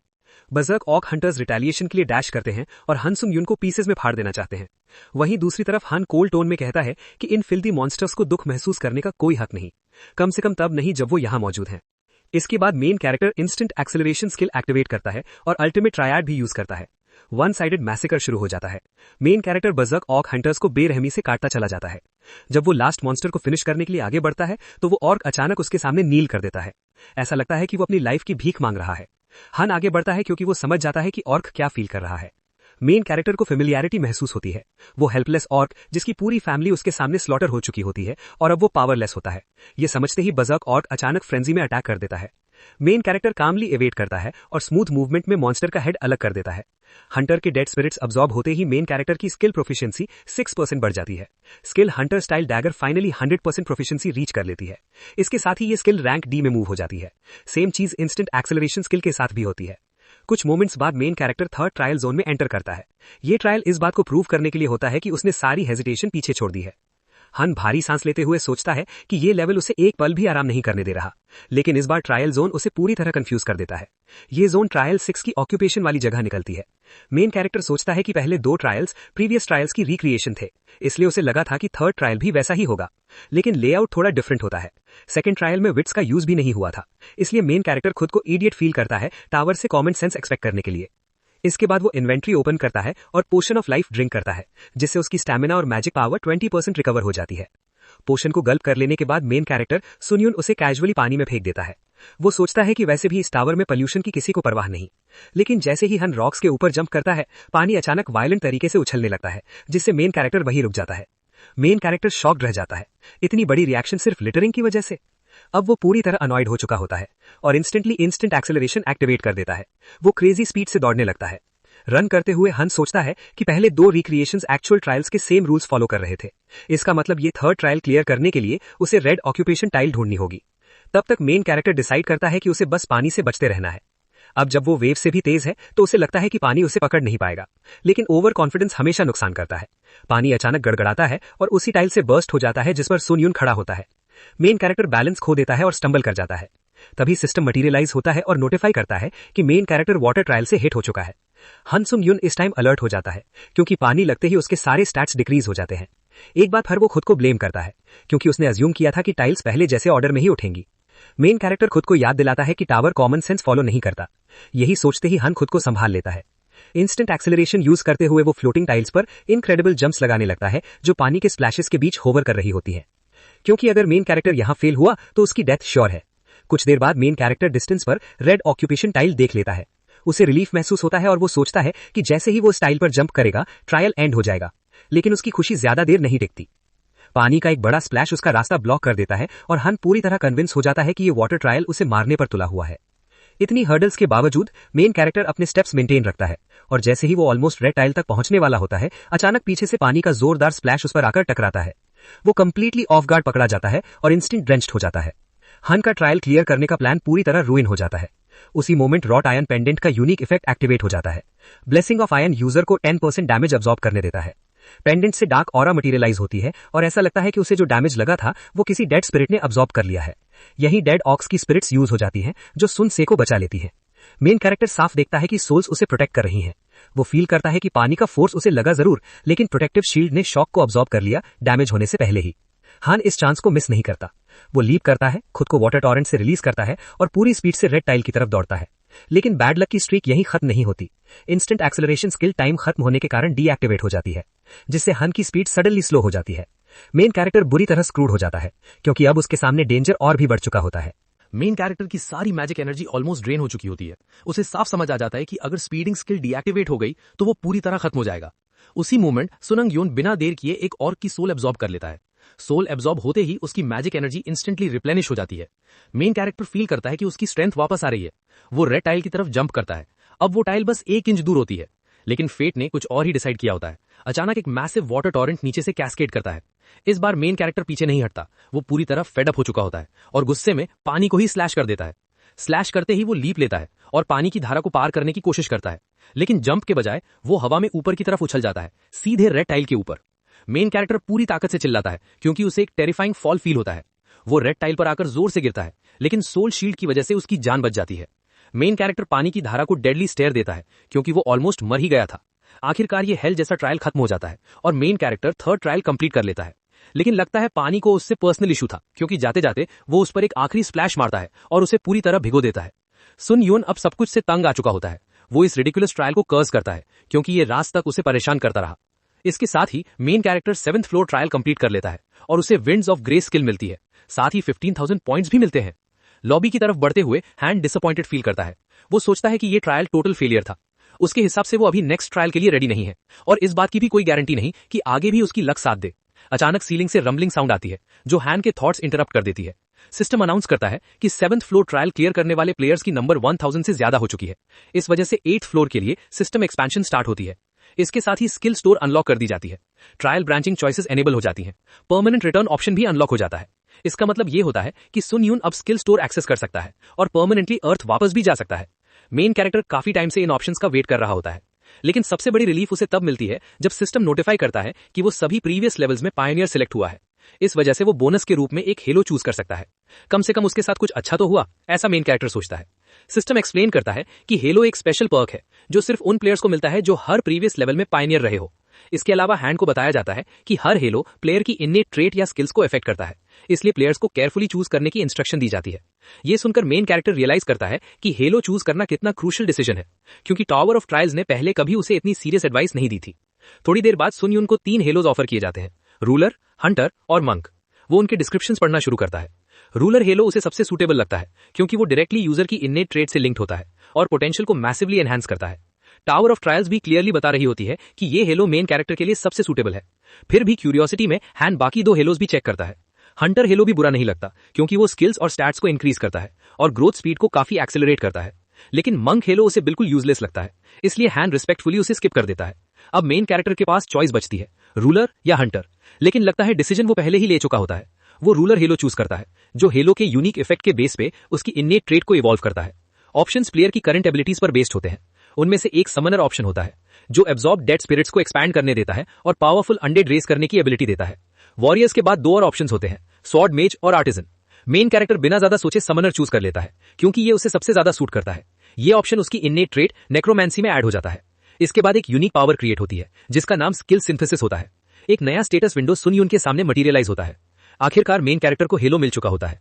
डार्क ऑरा उसके आसपास फैलने लगती है जिससे वो इमोशनली ओवरवेल्म्ड फील करता है। हैंड क्यूरियोसिटी से स्किल सिंथेसिस चेक करता है और पता चलता है कि वो 2 स्किल्स को कंबाइन करके नई स्किल बना सकता है। ये जानकर उसे ये पावर टोटली इनक्रेडिबल लगती है। लेकिन मामला यही खत्म नहीं होता। मेन कैरेक्टर को ओपनिंग लिस्ट से 2 स्किल्स चूज करने का ऑप्शन मिलता है। हैंड थोड़ा सोचता है, उसे लगता है कि उसे वो स्किल्स फ्यूज करनी चाहिए जिनका वो ज्यादा यूज नहीं करता। मेन कैरेक्टर एलिटिज्म और स्विफ्ट चार्ज सेलेक्ट करता है और दोनों को सिंथेसाइज कर देता है। प्रोसेस कंप्लीट होते ही पैनल से ब्राइट लाइट फ्लैश होती है। मेन कैरेक्टर की आंखें शॉक में खुली रह जाती हैं। एक नई स्किल क्रिएट होती है जिसका नाम जगरनॉट होता है और ये हैंड सेंग यून को ग्रांट की जाती है। ये स्किल यूजर को इनविजिबल रिस्ट्रेंट्स तोड़ने की एबिलिटी देती है, चाहे वो रिस्ट्रेंट किसी स्किल से हो या किसी इन्नेट ट्रेट से। कंडीशन ये होती है कि यूजर की मैजिक पावर कास्टर से ज्यादा होनी चाहिए जिसने रिस्ट्रेंट लगाया हो। मेन कैरेक्टर डिसबिलीफ में सांस रोक लेता है। अब उसे समझ आता है कि स्किल सिंथेसिस असल में कितनी डेंजरस पावर है। उसे लगा था कि ज्यादा से ज्यादा उसे ग्रेड ई स्किल मिलेगी, लेकिन उसे ग्रेड डी स्किल मिल जाती है जो सीरियसली ओवरपावर्ड होती है। सुन यून को ये पावर बहुत अम्यूजिंग लगती है, इसलिए वो इसे एक बार और ट्राई करता है। इस बार वो रेंजर एप्टीट्यूड और बर्न रेजिस्टेंस चूज करता है और दोनों को सिंथेसाइज करता है। हैंड क्यूरियोसिटी से वेट करता है कि अब क्या क्रिएट होगा। सरप्राइजिंगली उसे ग्रेड ई स्किल मिलती है जिसका नाम पावरफुल साइट होता है। ये स्किल यूजर को डार्क एनवायरनमेंट में पार्शियली देखने की एबिलिटी देती है और आई साइट एनहांस करती है। इस बार स्किल ग्रेड सिर्फ 1 लेवल इंक्रीज होती है। मेन कैरेक्टर अज्यूम करता है कि शायद यही सिस्टम का रूल है। सुन यून एनालाइज करता है कि एलिटिज्म और स्विफ्ट चार्ज की सिनर्जी काफी स्ट्रांग थी, इसलिए सिंथेसिस सक्सेसफुल रही, जबकि रेंजर एप्टीट्यूड और बर्न रेजिस्टेंस आपस में ज्यादा कंपैटिबल नहीं थे। मेन कैरेक्टर रिग्रेट करता है क्योंकि उसे पहले से ही फील आ रहा था कि ये ऑकवर्ड कॉम्बिनेशन है। इतनी कॉम्प्लिकेटेड हेलो प्रोसेस के बाद हैन एग्जॉशन में बेड पर कूद जाता है। अब उसे अजीब सा फील होता है क्योंकि वो कंसेक्यूटिव पायनियर भी है और ऑरा होल्डर भी। मेन कैरेक्टर के दिमाग में नेगेटिव थॉट्स आने लगते हैं। वो सोचता है कि क्या वो सच में इन अचीवमेंट्स के लायक है या फिर बस उसकी इन्नेट ट्रेट की वजह से लक काम कर गया। लेकिन हैन सिर झटककर इन थॉट्स को इग्नोर कर देता है क्योंकि इन पर सोचने का कोई फायदा नहीं। इसके बाद वो रिवॉर्ड्स चेक करने लगता है। Winds of grey skill activate करने पर स्पीड 10% इंक्रीज हो जाती है बस स्किल का नाम बोलने से। ये स्किल 7 टाइम्स ओवरलैप हो सकती है। मेन कैरेक्टर स्पीड बूस्ट से ऑलरेडी खुश होता है, लेकिन वो ज्यादा एक्साइटेड इस बात से होता है कि वो इसे 7 टाइम्स स्टैक कर सकता है। सिंपल वर्ड्स में कहे तो हैन एक साथ 70% तक स्पीड इंक्रीज कर सकता है। मेन कैरेक्टर खुद को top of the world feel करता है। उसके थॉट्स वाइल्ड हो जाते हैं जैसे वो लाला लैंड में हो। वो इस बात पर क्रेजी हो जाता है कि ये स्किल मैजिक एनर्जी भी कंज्यूम नहीं करती उसे लगता है कि उसने दुनिया कॉन्कर कर ली है, क्योंकि विंड्स ऑफ ग्रे स्किल की लिटरली कोई डाउनसाइड नहीं है। इसके बाद सुन यून इन्वेंट्री ओपन करता है और बूट्स ऑफ स्विफ्टनेस पहनता है। ये बूट्स यूजर की स्पीड एनहांस करते हैं जब वो एक सर्टेन पेस क्रॉस करता है। Main character feel good feel करता है, क्योंकि 7th फ्लोर ट्रायल के ऑलमोस्ट सारे रिवॉर्ड्स स्पीड से रिलेटेड होते हैं। उसे लगता है जैसे उसने लाइफ में जीत हासिल कर ली हो। हैंड स्किल स्टोर ओपन करता है, लेकिन उसे इरिटेशन होती है, क्योंकि सब कुछ बहुत एक्सपेंसिव होता है। फिर भी उसे मैजिक रिलेटेड स्किल्स की जरूरत होती है, इसलिए वो मैजिक सर्किटरी और मैजिक रेजिस्टेंस परचेज करता है। मैजिक रेजिस्टेंस स्किल की वजह से मेन कैरेक्टर फ्यूचर में बाइंड हार्ट जैसी स्किल से खुद को डिफेंड कर पाएगा, जिनसे पहले पेन शेयर हुआ था। मैजिक सर्किटरी स्किल की वजह से मेन कैरेक्टर अपने पूरे बॉडी की मैजिक एनर्जी गैदर कर लेता है। इससे मैजिक यूसेज की एफिशिएंसी बहुत बढ़ जाती है। हान सुंग यून स्किल यूज करता है, तभी अचानक उसके बॉडी से रेड एनर्जी इमर्ज होने लगती है। उसका बॉडी गर्म फील करता है और रेडिएंट लाइट उसके चारों ओर फैल जाती है। सरप्राइजिंगली मेन कैरेक्टर का बॉडी लाइट फील करता है। वो आगे बढ़ता है और जब अपने पैर जमीन पर पाउंड करता है तो पूरे कमरे में एक मजेस्टिक रंबल ऑफ पावर रेवोबरेट होती है। हैंड सोचता है कि पहले वो अपनी मैजिक एनर्जी को कंट्रोल नहीं कर पा रहा था, लेकिन अब जब उसके बॉडी में मैजिक सर्किटरी पाथवेज हैं तो उसकी मैजिक एनर्जी उसकी फिजिकल एबिलिटीज को भी एनहांस कर रही है। मेन कैरेक्टर स्मार्ट परचेज पर मुस्कुराता है। इसके बाद हैंड को समन अनडेड स्किल के बारे में क्यूरियोसिटी होती है, लेकिन वो डिसाइड करता है कि इसे अगले ट्रायल तक छोड़ देगा। मेन कैरेक्टर एक डीप ब्रेथ लेता है और सोचता है कि अब उसे अगला ट्रायल तुरंत लेना चाहिए या अर्थ वापस जाना चाहिए। अगली सीन में हमें मिलते हैं चिल वान ही से, जिसने अचानक गेट अपीयरेंस के लिए पार्टी रिक्रूटमेंट बोर्ड लगा रखा है, लेकिन कोई हंटर वॉलंटियर नहीं करता। ली एंशियस होता है क्योंकि अभी तक किसी ने साइन अप नहीं किया। थोड़ी देर बाद कुछ हंटर्स उसके पास आते हैं और हंसते हुए मॉक करते हैं कि उसे पार्टी मेंबर्स ढूंढने में कोई लक नहीं है। फेट असासिन हंटर सजेस्ट करता है कि ली को गेट एंट्री परमिट दे देना चाहिए, नहीं तो अगर उसने डंजन एक्सप्लोर करना स्टार्ट नहीं किया तो उसकी एंट्री ऑटोमेटिकली विड्रॉ हो जाएगी। ली इन सब बातों से परेशान है, लेकिन वो परसिस्टेंट रहता है और एंट्री कार्ड देने से इनकार कर देता है। बुली हंटर उसे धमकाता है और दिखाता है कि कितने हंटर्स डंजन में एंट्री का वेट कर रहे हैं, लेकिन कोई भी उसके पार्टी में ज्वाइन नहीं करना चाहता।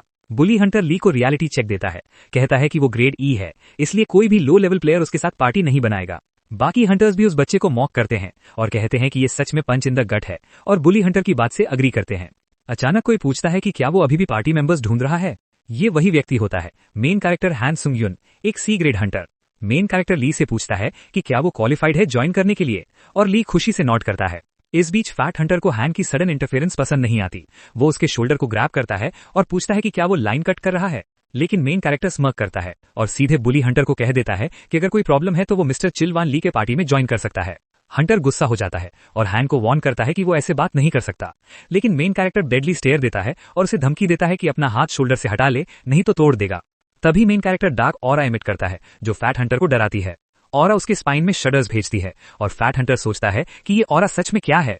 बुली हंटर का साइड किक अज्यूम करता है कि ये बुली हंटर की ऑरा है और वही बॉय को डराकर भगा देता है, लेकिन बुली हंटर नर्वस होता है और अपने साइड किक्स को मोरॉन्स कहता है, क्योंकि ये ऑरा उसका नहीं था। स्कैर्ड होने के बाद हंटर डिसाइड करता है कि इसे छोड़ देना चाहिए, क्योंकि हंटर एसोसिएशन ऑफिशियल्स उन्हें देख रहे हैं। फैट हंटर और उसके साइड किक्स क्वाइटली वहां से चले जाते हैं। ली सिर खुजाता है क्योंकि सिचुएशन पहले से ही स्क्रूड अप है। मेन कैरेक्टर उसे बुलाता है और सजेस्ट करता है कि दोनों ही डंजन में जाएं, क्योंकि शायद कोई और ज्वाइन नहीं करेगा। ली डिसबिलीफ में पूछता है कि क्या वो कह रहा है कि सिर्फ 2 लोग डंजन में जाएं। लेटर दोनों डंजन में एंटर करते हैं।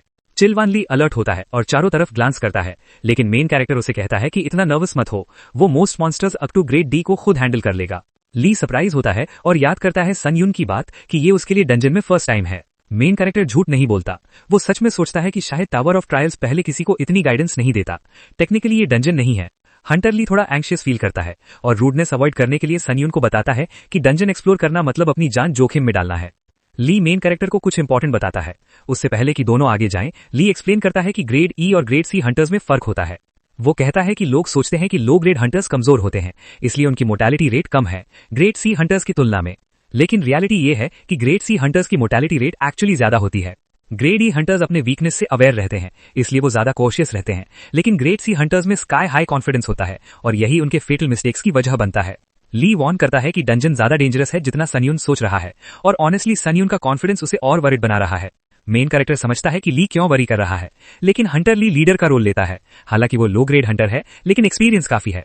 मेन कैरेक्टर को इतना भरोसा नहीं है, उसे अच्छा लगेगा अगर वो फ्रंट से लीड करे। फिर भी हैन अग्री करता है और ली दोनों की सेफ्टी के लिए लीड लेता है। वे डंजन में एंटर करते हैं और मेन कैरेक्टर डिसाइड करता है कि अभी ली को ऑब्जर्व करेगा। थोड़ी देर में उन्हें एक लिजर्ड मैन मॉन्स्टर एनकाउंटर होता है। ली टेंस हो जाता है क्योंकि lizard man skilled weapons user है और बैटल टफ होने वाली है। ली प्लान करता है कि मॉन्स्टर को डिस्ट्रैक्ट करेगा और मेन कैरेक्टर को इंस्ट्रक्ट करता है कि सिग्नल मिलने पर उसके वीक पॉइंट पर अटैक करे। मेन कैरेक्टर नॉड करता है और सोचता है कि एक्सपीरियंस्ड हंटर कैसे हैंडल करता है। उसी बीच लिजर्ड मैन ली पर लीप करता है, लेकिन एक्सपेक्टेड फाइट करने की जगह ली डम्बास की तरह स्वॉर्ड स्विच करता है और मॉन्स्टर को बिल्ली की तरह दूर भगाने की कोशिश करता है। मेन कैरेक्टर दूर से ऑब्जर्व करता है और बैफल्ड होता है कि ये ली मॉन्स्टर को स्केयर कर रहा है। मेन कैरेक्टर के पास डिली डाली करने का टाइम नहीं है क्योंकि उसने टेम्पररी रिटर्न यूज किया है और अर्थ पर सिर्फ 3 दिन है जिसे वो सिंगल लिजर्ड मैन पर वेस्ट नहीं कर सकता।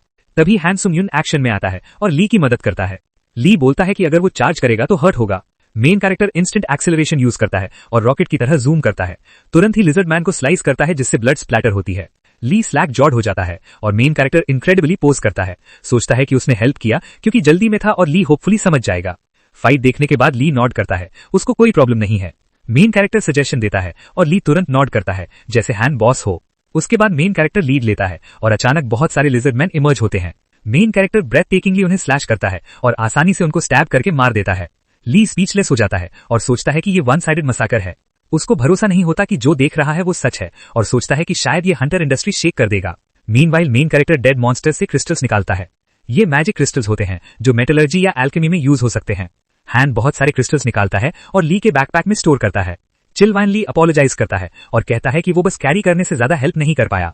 मेन कैरेक्टर बोलता है कि अगर Han रिवॉर्ड का बड़ा हिस्सा लेता है तो भी वो कंप्लेन नहीं करेगा। जब वे बात कर रहे होते हैं तभी अचानक एक लिजर्ड मैन मेन कैरेक्टर पर एम्बुश करता है। जैसे ही वो स्वॉर्ड से स्टैब करने वाला होता है, मेन कैरेक्टर स्मूथली इवेट करता है और ब्रूट फोर्स से उसे ऊपर फ्लिंग कर देता है। मॉन्स्टर वॉल से क्रैश होकर क्रश हो जाता है और रॉक्स भी टॉपल हो जाते हैं। सनयुन सजेस्ट करता है कि रिवॉर्ड के बारे में बात करनी चाहिए। मेन कैरेक्टर हंटर ली से कहता है कि उन्हें बाहर आने के बाद भी फोकस रखना होगा, नहीं तो ट्रबल में पड़ सकते हैं। वो प्रॉमिस करता है कि ली को बेस्ट पॉसिबल तरीके से सेफ रखेगा। इसके बाद Han dead souls of lizard man absorb करता है और जब सारी सोल्स एब्जॉर्ब हो रही होती हैं, मेन कैरेक्टर प्रिटेंड करता है कि वो यॉन कर रहा है ताकि कोई सस्पिशन ना हो। सारी सोल सीप होने के बाद सुनुंग युन थोड़ा डिसअपॉइंटेड होता है क्योंकि प्रोफिशिएंसी सिर्फ 0.7% इंक्रीज हुआ है। उसको लगता है कि ग्रेड डी मॉन्स्टर्स अब प्रोफिशिएंसी इंक्रीज करने में मदद नहीं करेंगे। तभी गेट मटेरियलाइज होता है। ली को विश्वास नहीं होता कि वो बॉस बैटल गेट तक पहुंच गए हैं। वो सोचता है कि उसने कभी सोचा भी नहीं था कि बॉस बैटल अटेम्प्ट करेगा। वास्तव में ली सिर्फ डंजन का हाफ क्लियर कर पाने पर भी ओवर द मून होता, लेकिन जब वो सुन युन के साथ है तो उसे लगता है कि शायद वो पूरा डंजन क्लियर कर सकते हैं। कुछ देर बाद मेन कैरेक्टर ली से पूछता है क्या वो रेडी है बॉस बैटल गेट में एंटर करने के लिए। ली सजेस्ट करता है कि हन थोड़ा ब्रेक ले, लेकिन मेन कैरेक्टर रेडी है और वो गेट में एंटर करते हैं। जैसा एक्सपेक्टेड था, उन्हें लिजर्ड किंग दिखता है। लिजर्ड किंग उनकी तरफ स्टॉम्प करता है। ली पूछता है कि हन इसे कैसे टेक डाउन करेगा। मेन कैरेक्टर येल करता है कि कुछ प्लान सोचो या कुछ तो करो, लेकिन मेन कैरेक्टर चिल है और कहता है कि उसके पास कोई प्लान नहीं है। ये वही कॉकी एटीट्यूड है जिसका चा वान ने मेंशन किया था। सुन युन लिजर्ड किंग की इनक्रेडिबल स्पीड देखकर सरप्राइज होता है, जो उसके साइज के लिए सही नहीं है, लेकिन मेन कैरेक्टर इजीली उसकी स्पीड मैच कर सकता है। लिजर्ड किंग मेन कैरेक्टर पर अटैक करता है और हन फ्लाइंग बैक जाकर जमीन से स्मैश होता है। ली एक मोमेंट के लिए वरिड हो जाता है क्योंकि उसे लगता है कि हन डेड हो गया है। मेन कैरेक्टर रिकवर करता है और सोचता है कि ऑब्वियसली ये कठिन होना चाहिए ताकि वो अपनी नई स्किल्स प्रॉपर्ली टेस्ट कर सके। लिजर्ड किंग की चेयर डैमेज होती है। हन फील करता है कि ये कुछ बैड ओवरशैडो कर रहा है। उसी समय lizard king purple light release करता है जिससे स्किल स्लो मूवमेंट ट्रिगर होता है। मेन कैरेक्टर की सभी मूवमेंट्स 25% स्लो होने लगती हैं, लेकिन इससे पहले कि इफेक्ट हो, main character skill forceful breakthrough activate करता है जिससे उसकी magic power slow movement skill user से डबल हो जाती है। सभी स्लोनेस इफेक्ट्स निगेट हो जाते हैं, लेकिन ली चेलवन लिजर्ड किंग की स्किल से अफेक्टेड हो जाता है और हन से प्लीड करता है कि उसे सेव करो। लिजर्ड किंग फाइट कंटिन्यू करने की बजाय अपने वीक टीममेट की तरफ लीप करता है। मेन कैरेक्टर रियलाइज करता है कि वो बहुत दूर है और समय रहते नहीं पहुंच पाएगा। तभी वो skill summon the dead use करता है, जिससे कई स्केलेटन्स लिजर्ड किंग के सामने इरप्ट होते हैं, लेकिन इंस्टेंटली डिस्ट्रॉयड हो जाते हैं क्योंकि इनएडिक्वेट थे। लेकिन उस 1 सेकंड में Han Yung skill winds of race use करता है, जो उसकी सभी मूवमेंट्स 60% तक इंक्रीज करता है और चैलन को सेव करता है। साथ ही लिजर्ड किंग का नेक स्ले करता है। इससे उसकी स्टैट्स एक्सपोनेंशियली इंक्रीज होती हैं क्योंकि वो लिजर्ड किंग की सोल अब्सॉर्ब करता है। उसकी स्ट्रेंथ, एजिलिटी, स्टैमिना और ड्यूरेबिलिटी 1 और 5 वर्गी तक बढ़ जाती है। साथ ही मेन कैरेक्टर लिजर्ड किंग की स्किल स्पिरिचुअल आइज भी एब्सॉर्ब कर लेता है। Hunter association gate management team का team leader Shin Woo Jin यॉन्स करता है और बाहर गेट के सामने वेट करता है। बोर होकर वो अपने सबऑर्डिनेट से कंफर्म करता है कि कुछ सिग्निफिकेंट हुआ या नहीं। सबऑर्डिनेट डिनाई करता है, जिससे वू जिन डीप थॉट में चला जाता है। वो जानता है कि एसोसिएशन की रेड टीम जल्द ही आएगी, जब advanced Hunter party partially red करके गेट से बाहर आएगी और बॉस डिफीट कर गेट फिनिश करेगी। शिन फील करता है रेज क्योंकि वो सेम एसोसिएशन से है, लेकिन उसकी टीम को कोई कमीशन नहीं मिलती। वो रेड टीम को जेलस नजरों से देखता है। उसकी आईज स्पार्कल होती हैं जब वो याद करता है कि एडवांस टीम शिन वूजिन सोचता है कि अगर कोई एक ही बार में गेट क्लियर कर दे तो मैनेजमेंट टीम को बोनस मिलेगा, लेकिन उसे पता है कि ये सिर्फ पॉसिबल है अगर उनके पास ए रैंक हंटर हो। जैसे ही वो सोचता है, मेन कैरेक्टर हन और उसका टीममेट गेट से बाहर अपीयर होते हैं और अनाउंस किया जाता है कि थर्ड गेट एडवांस पार्टी ने अपना रेड फिनिश कर लिया है और बाहर आ रहे हैं। वो जिनको ये अनयूजुअल लगता है कि रेड इतनी जल्दी खत्म हो गया, लेकिन जब वो देखता है कि सिर्फ 2 लोग गेट से बाहर आ रहे हैं तो वो अज्यूम करता है कि शायद उन्होंने बैरली रेड का आधा हिस्सा ही क्लियर किया है। लेकिन जैसे ही टीम लीडर देखता है कि गेट का कलर ग्रे हो गया है, जो इंडिकेट करता है कि बॉस रूम रेड कंप्लीट हो गया है, वो जल्दी से सुंग युन के सामने रश करता है क्योंकि उसे भरोसा नहीं होता। शिन वू जिन अपने आप को इंट्रोड्यूस करता है कि वो पार्क में अर्जेंट गेट्स के लिए रिस्पॉन्सिबल है। ली चेलविन इंटरप्ट करता है और पूछता है क्या वो शायद गेट्स ओनरशिप परचेस करने आए हैं। अग्री करते हुए शिन डिसाइड करता है कि वो दोनों को ऑफर देगा, लेकिन चाविन पीछे हट जाता है क्योंकि उसे पता है कि ये डिसीजन वो नहीं ले सकता क्योंकि मेन कैरेक्टर ने डंजन खुद ही रेड किया है। ये देखकर टीम लीडर कुछ पल के लिए स्पीचलेस हो जाता है। वो सोचता है कि अगर उसने डंजन खुद ही रेड किया है तो वो ए रैंक होना चाहिए, लेकिन मेन कैरेक्टर इंटरप्ट करता है और बताता है कि वो सी रैंक है। मेन कैरेक्टर को लगता है कि ये इंपॉर्टेंट नहीं है। वो सीधे पॉइंट पर आता है और वो जिनसे पूछता है गेट्स ओनरशिप के लिए कितनी मांग रहे हो। टीम लीडर अपने दिमाग में कैलकुलेट करता है और अनाउंस करता है कि टीम मैनेजमेंट इसे परचेज करना चाहती है 1.2 बिलियन में। ये सुनकर सुंग युन पूरी तरह शॉक हो जाता है। दूसरी तरफ टीम लीडर ली हैन थकार के साथ बुक्स और पेपर्स को जमीन पर रखती है क्योंकि टावर से लौटते ही नॉन स्टॉप काम कर रही थी। तभी अचानक उसका फोन बजता है और वो सोचती है कि इतनी देर में कौन कॉल कर रहा होगा। जैसे ही वो फोन देखती है वो शॉक हो जाती है। ली मैनेजमेंट टीम से है, Challengers of the tower of trials के लिए, और वो श्योर है कि इससे इनोवेटिव चेंज आएगा। उसे याद आता है कि हायर अप्स ने इसे बड़ा डील बनाया था क्योंकि उन्हें नहीं लगा कि चैलेंजर्स को जीतना इतना मुश्किल होगा। हॉन अच्छी तरह जानती है कि वो मुश्किल से 10 लोग भी नहीं जुटा पाई जो इजी डिफिकल्टी चुनते, और यही उसे अपने सुपीरियर्स को सेटिस्फाई करने के लिए काफी था। ये सोचकर वो वरी करती है। फिर उसे वो गाय याद आता है जिसे उसने टावर में मिला था, जो इतना स्ट्रांग है कि उसने 4th फ्लोर खुद क्लियर कर लिया, और अब उसे रिग्रेट होता है कि उसने पहले हन युंग को ऑफर नहीं किया। तभी उसका फोन फिर से बजता है और पता चलता है कि ये हन युंग का मैसेज है जिसमें वो पूछता है कि वो टावर से लौटकर मिले। मेन कैरेक्टर जो रेस्टोरेंट में बैठा है उसे डिसबिलीफ है कि उसने 1.3 बिलियन अर्न किया है। उसे अनबिलीवेबल और ग्रेट दोनों फील हो रहा है। ली हैन रेस्टोरेंट में ब्रेथलेसली एंटर करती है और मेन कैरेक्टर उसे देखकर कॉल करता है। देखकर उसकी अनइवन ब्रेथ, मेन कैरेक्टर सोचता है कि शायद वो जल्दी आ गई है और उसे बताता है कि वो आराम से आ सकती थी। हन उसके सामने बैठता है और वो गुस्से में है कि सुन युन ने उसका मैसेज रिप्लाई नहीं किया। उसने पूछा कि क्या उसे पता है उसने कितना इंतजार किया। ऑकवर्ड फील करते हुए मेन कैरेक्टर अपोलोजाइज करता है और रिवील करता है कि उसे ऐसी चीजों में इंटरेस्ट नहीं है। गर्ल सामने कहती है कि वो उसे कॉफी और चीज केक से ट्रीट करे ताकि वो उसके साथ मेकअप कर सके। हन नर्वस होकर अग्री करता है। हन क्यूरियस है कि क्या उसने टावर क्लाइंब करना स्टॉप कर दिया है, लेकिन मेन कैरेक्टर रिवील करता है कि वो कंटिन्यू करेगा और रीजन बताता है कि उसने कॉन्टैक्ट किया क्योंकि उसे एक फीवर चाहिए। हन युंग बताता है कि उसे गिल्ड चाहिए, एक ऐसी जगह जो उसे अलाउ करे कि वो टावर्स में एंटर करे और डंजन्स रेड करे, लेकिन उसकी कुछ कंडीशंस है। पहली कंडीशन ये है कि उसे अथॉरिटी चाहिए गिल्ड की समन्स डिक्लाइन करने की। दूसरी कंडीशन ये है कि गिल्ड उसकी एक्टिविटी में इन्वॉल्व ना हो। और तीसरा और आखिरी ये अथॉरिटी कि वो गिल्ड के डंजन को व्हेनेवर चाहें यूज कर सकते हैं। अपनी कंडीशंस को टेबल पर रखने के बाद हमारा मेन कैरेक्टर उससे पूछता है कि क्या कोई ऐसा गिल्ड है जो इन कंडीशंस को अग्री करेगा, और वो एनवायरमेंट में आए मूड चेंज को फील करता है, जिससे वो सोचने लगता है कि क्या उसने कुछ ज्यादा ही मांग लिया। हान कहती है कि हमारे फेलो ने उसे जो कंडीशंस बताई हैं वो इम्पॉसिबल हैं, क्योंकि अगर वो गिल्ड के पर्सपेक्टिव से देखे तो उन्हें कुछ गेन नहीं हो रहा। जैसे ही उसे लगा कि उसने बहुत ज्यादा मांग लिया है, हान उसका हाथ पकड़ती है और उसे अपने व्हाइट सिल्वर गिल्ड में ज्वाइन होने का ऑफर देती है, और वो उसकी इम्पॉसिबल कंडीशंस को पॉसिबल कर देगी। हम हानुंग यून को एक चलते हुए ट्रक पर लेटा देखते हैं, जैसे वो डंजन्स रेड करने, आइटम्स सेल करने और एक ही दिन में एक गिल्ड ज्वाइन करने को याद करता है। इस बारे में प्रोडक्टिव फील करते हुए वो उस एक चीज के बारे में सोचता है जो गिल्ड ज्वाइन करने के लिए बाकी है, और वो है एक सी रैंक डंजन को अकेले क्लियर करना, ताकि वो प्रूव कर सके कि वो हान के सुपीरियर उसे एक्सेप्ट करें, इसके लिए वो स्किल्ड है। वो एक्सप्लेन करती है कि गिल्ड के डंजन्स को फ्रीली यूज करने की अथॉरिटी किसी को भी नहीं दी जा सकती। इससे हमारा मेन कैरेक्टर काफी डीपली अनसेटल्ड हो जाता है, क्योंकि वो उसके शब्दों पर प्रोसेस करता है और रियलाइज करता है कि केवल माइनॉरिटी के लोग ही व्हाइट सिल्वर गिल्ड के डंजन्स के बेनिफिट्स को रीप कर सकते हैं, और इसके लिए उन्हें या तो एक राइजिंग स्टार होना होगा या एक हंटर जिसे गिल्ड को बहुत ज्यादा एक्सपेक्टेशंस हो। कुछ देर सोचने के बाद हान हमारे मेन कैरेक्टर से उसके लिए एक सी रैंक डंजन प्रिपेयर करने की रिक्वेस्ट करता है, जुंगो नोयांग डिस्ट्रिक्ट चुनबो माउंटेन में, जबकि वो सोचता है कि क्या उसे वार्म अप के लिए वहां से दौड़ना चाहिए। इसके साथ ही सियोंग यून लाइटनिंग स्पीड से दौड़ता है, जिसके रिजल्ट में इंटेंस एयर रेजिस्टेंस होता है। इस बीच हायोन एक सी रैंक डंजन प्रिपेयर करने में बिजी है, क्योंकि वो 1 घंटे के टाइम में एक रेड गेट रिजर्व करने जाती है, और उसके सामने वाला आदमी उसे उसके कार्ड से पहचानता है और सजेस्ट करता है कि उसे टेंट के नीचे बैठना चाहिए क्योंकि बहुत टाइम है। लेकिन इससे पहले कि वो बैठ पाती, हानोंग यून एक स्विफ्ट एंट्रेंस करता है, जिससे हान सरप्राइज हो जाती है क्योंकि वो बहुत ज्यादा जल्दी है। सियोंग यून रिप्लाई करने वाला ही होता है जब पूरे प्लेस पर एक्सट्रीमली इंटेंस विंड की एक गस्ट चलती है, और हमारा मेन कैरेक्टर नर्वसली अपोलोजाइज करता है और एक्सप्लेन करता है कि जब वो यहाँ बहुत तेज दौड़ा तो शॉक वेव की वजह से ऐसा हुआ होगा। ली और वो आदमी शॉक को सप्रेस करने की कोशिश करते हैं, जैसे वो सोचती है कि ये आदमी कौन है, और इसके साथ वो हान को बताती है कि उसने प्रोसीडिंग्स खत्म कर दिए हैं, इसलिए जब वो रेडी हो जाए तो उसे बताना चाहिए। सियोंग यून अब स्टार्ट करने के लिए रेडी है और वो दोनों गेट से एंटर करते हैं, जहां उनका फील्ड्स में वेलकम होता है। पीछे मुड़कर उसे देखते हुए हमारा मेन कैरेक्टर उसे इंस्ट्रक्ट करता है कि अगर उसे लगे कि वो खतरे में है तो उसे सिग्नल दे, लेकिन हान एक आर्टिफैक्ट पहन रही है जो गिल्ड ने उसे दिया है, एम्प्रेसेस नेकलेस, जो कि एक शील्ड एबिलिटी वाला आइटम है, और भले ही ये बहुत स्ट्रांग नहीं है, इसमें एक स्टेल्थ एबिलिटी भी है। प्लस वो नेकलेस एग्रो को भी अट्रैक्ट करता है और इससे ऐसा लग सकता है जैसे उसने उसकी हेल्प की है, इसलिए वो दूर रहने का डिसाइड करती है। सियोंग यून अब रिलैक्स्ड है कि उसे फाइटिंग के दौरान उसकी वरी नहीं करनी पड़ेगी, और इसके साथ वो स्पिरिचुअल आइज एक्टिवेट करता है जो उसे इनविजिबल एनिमी सेंस करने में हेल्प करता है। फिर डेडली डीमंस अचानक फील्ड से बाहर अपीयर होते हैं। सी रैंक डंजन में डेडली पॉइजनस डीमंस को देखकर हायान हमारे मेन कैरेक्टर को अलर्ट करती है कि ये एक इर्रेगुलर डंजन है। इस बीच सियोंग यून तीनों डीमंस को मार देता है।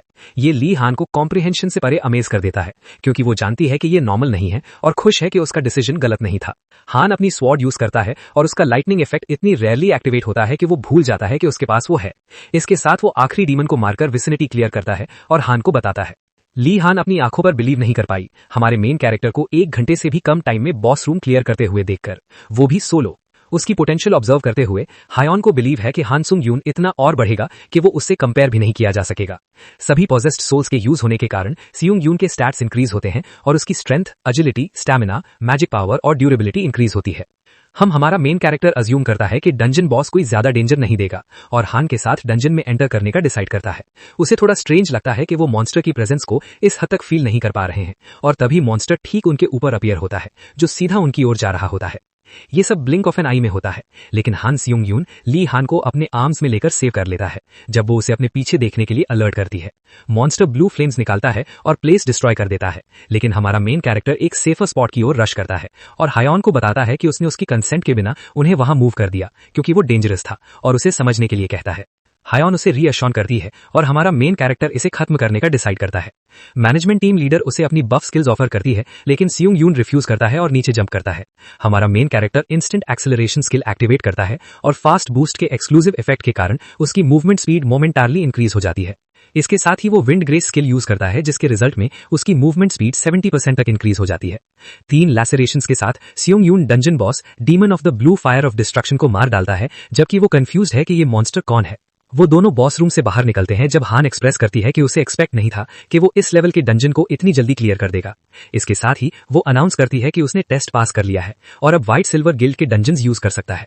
हमारा मेन कैरेक्टर ये सुनकर खुश होता है जब वो ब्लैक हेड गर्ल कॉन्वर्सेशन को ऑफ टॉपिक ले जाती है और उसे बताती है कि जब उन्हें पहली बार टावर ऑफ ट्रायल्स में बुलाया जाता है तो वो जो डिफिकल्टी सिलेक्ट करते हैं वो ज्यादा इंपॉर्टेंट नहीं होती। जिन लोगों के उनके इजी डिफिकल्टी लेवल्स पर गुड स्कोर्स होते हैं उनके लेटर ट्रायल्स धीरे धीरे और चैलेंजिंग हो जाते हैं। इसी तरह जिन्होंने हार्ड डिफिकल्टी इलेक्ट की, अगर उनके स्कोर्स अच्छे नहीं हैं तो वो अपनी डिफिकल्टी लेवल को इजी में चेंज कर सकते हैं। पॉइंट ये है कि जब वो इन प्रिंसिपल्स पर कंसिडर करते हैं जैसे सियोंग यून ने किया, तो उसने टावर ऑफ ट्रायल्स में अपनी रैंकिंग टॉप 50 में होने के बावजूद इतनी ओवरवेलमिंग सक्सेस अचीव की, जिसका मतलब है कि उसकी डिफिकल्टी प्रॉबेबली डेडली है। हियन अपना पॉइंट एक्सप्लेन करती है और उसे केयरफुल रहने के लिए कहती है क्योंकि वो उसका साथ देना चाहती है और उसे सालों तक ग्रो करते हुए देखना चाहती है। और ये कन्फेशन हमारे मेन कैरेक्टर को शॉक में छोड़ देता है। सियोंग यून जो एक ऊंचे टावर के ऊपर बैठा हुआ है और एक एप्पल खाने में बिजी है, एक सिस्टम नोटिफिकेशन मिलता है कि वो 5 मिनट में टावर ऑफ ट्रायल्स में रिटर्न करने वाला है। ये सोचते हुए कि वो पिछले 3 दिनों से कितना बिजी रहा है, हमारा मेन कैरेक्टर खुश है क्योंकि उसके स्टैट्स काफी इंक्रीज हुए और उसका कॉन्फिडेंस भी। जैसे ही वो टावर ऑफ ट्रायल्स में रिटर्न करता है, सिस्टम उसे वेलकम करती है और पूछती है कि क्या वो 8th फ्लोर ट्रायल एक्सेप्ट करना चाहता है। जैसे ही वो यस क्लिक करता है, सिस्टम उसे पॉइंट ऑफ ट्रायल चूज करने के लिए कहती है, जिसमें से उसे चूज करने के लिए 3 ऑप्शंस दिए जाते हैं। हमारा मेन कैरेक्टर नेक्रोमांसी में अपनी प्रोफिशिएंसी इंक्रीज करने के लिए कॉम्बैट सिलेक्ट करता है, जबकि सिस्टम उसे बताती है कि वो सिलेक्ट करने के बाद अपना ऑप्शन चेंज नहीं कर सकता।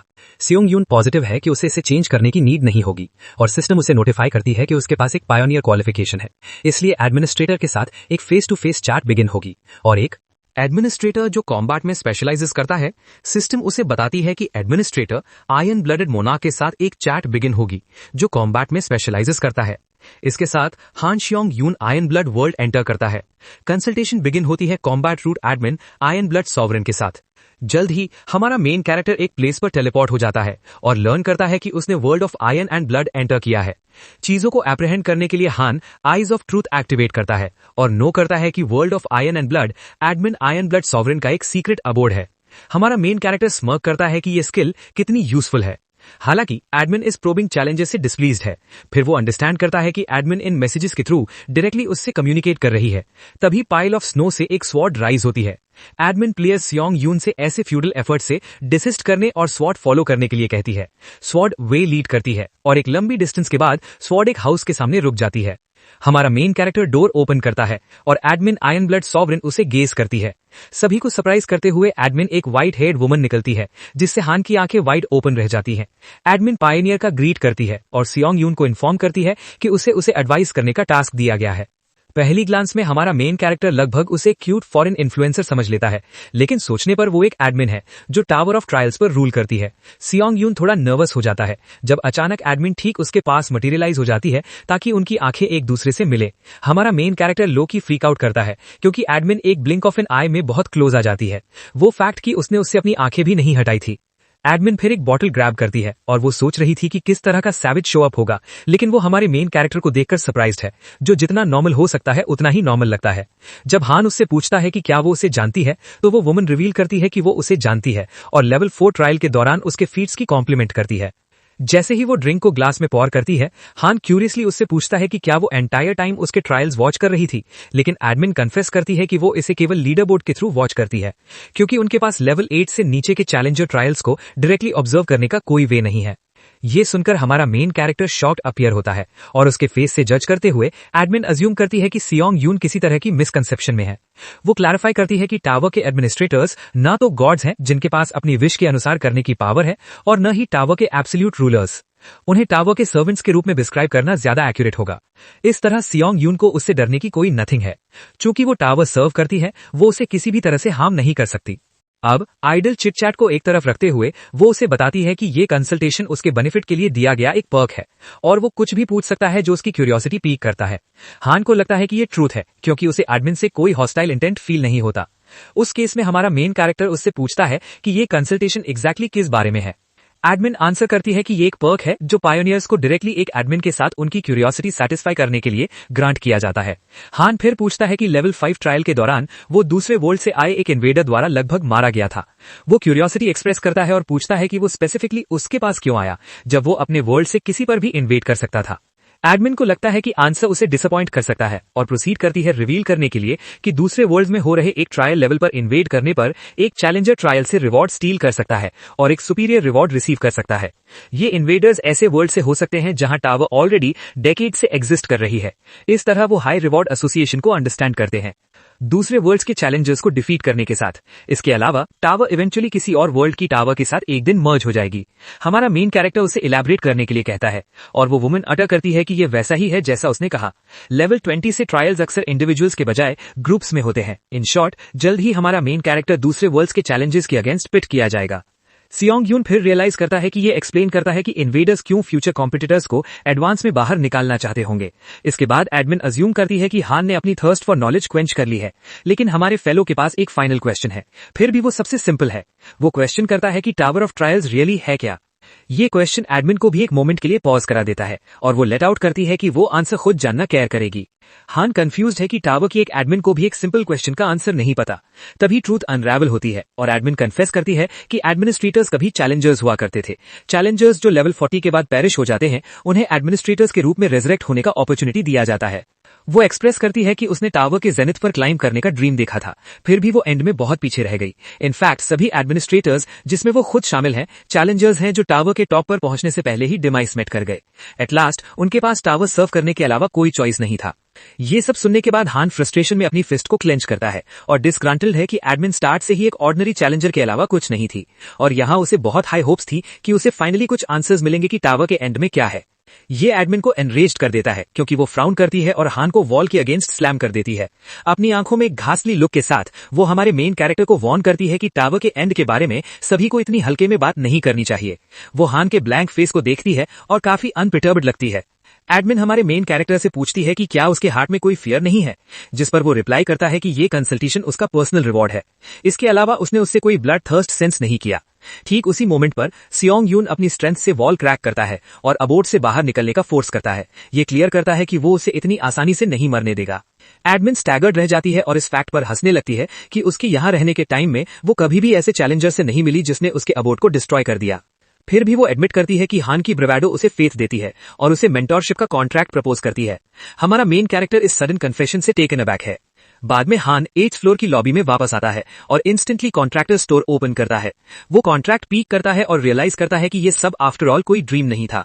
वो रियली में उसके पास एक एडमिन एक मेंटोर के रूप में है। हमारा मेन कैरेक्टर याद करता है कि एडमिन ने स्किल और ग्रिट वाले चैलेंजर्स को कास्ट असाइड न करने के बारे में क्या कहा था। उसे फिर मेंटोरशिप कॉन्ट्रैक्ट साइन करने के लिए कहा जाता है और हान यस टैप करता है। हमारे मेन कैरेक्टर के पास अब कॉन्ट्रैक्टर स्टोर तक एक्सेस है और स्पेशल पॉइंट्स का यूज भी। स्पेशल कॉन्ट्रैक्टर रिवॉर्ड के रूप में उसके सभी स्टैट्स 1 से इंक्रीज होते हैं। एडमिन ने उनके टाइम एंजॉय किया और पायनियर हान से फिर से मिलने की विश की। हान फिर स्टोर में कैटेगरी पावर्स ओपन करता है और 3 पावर्स की लिस्ट देखता है।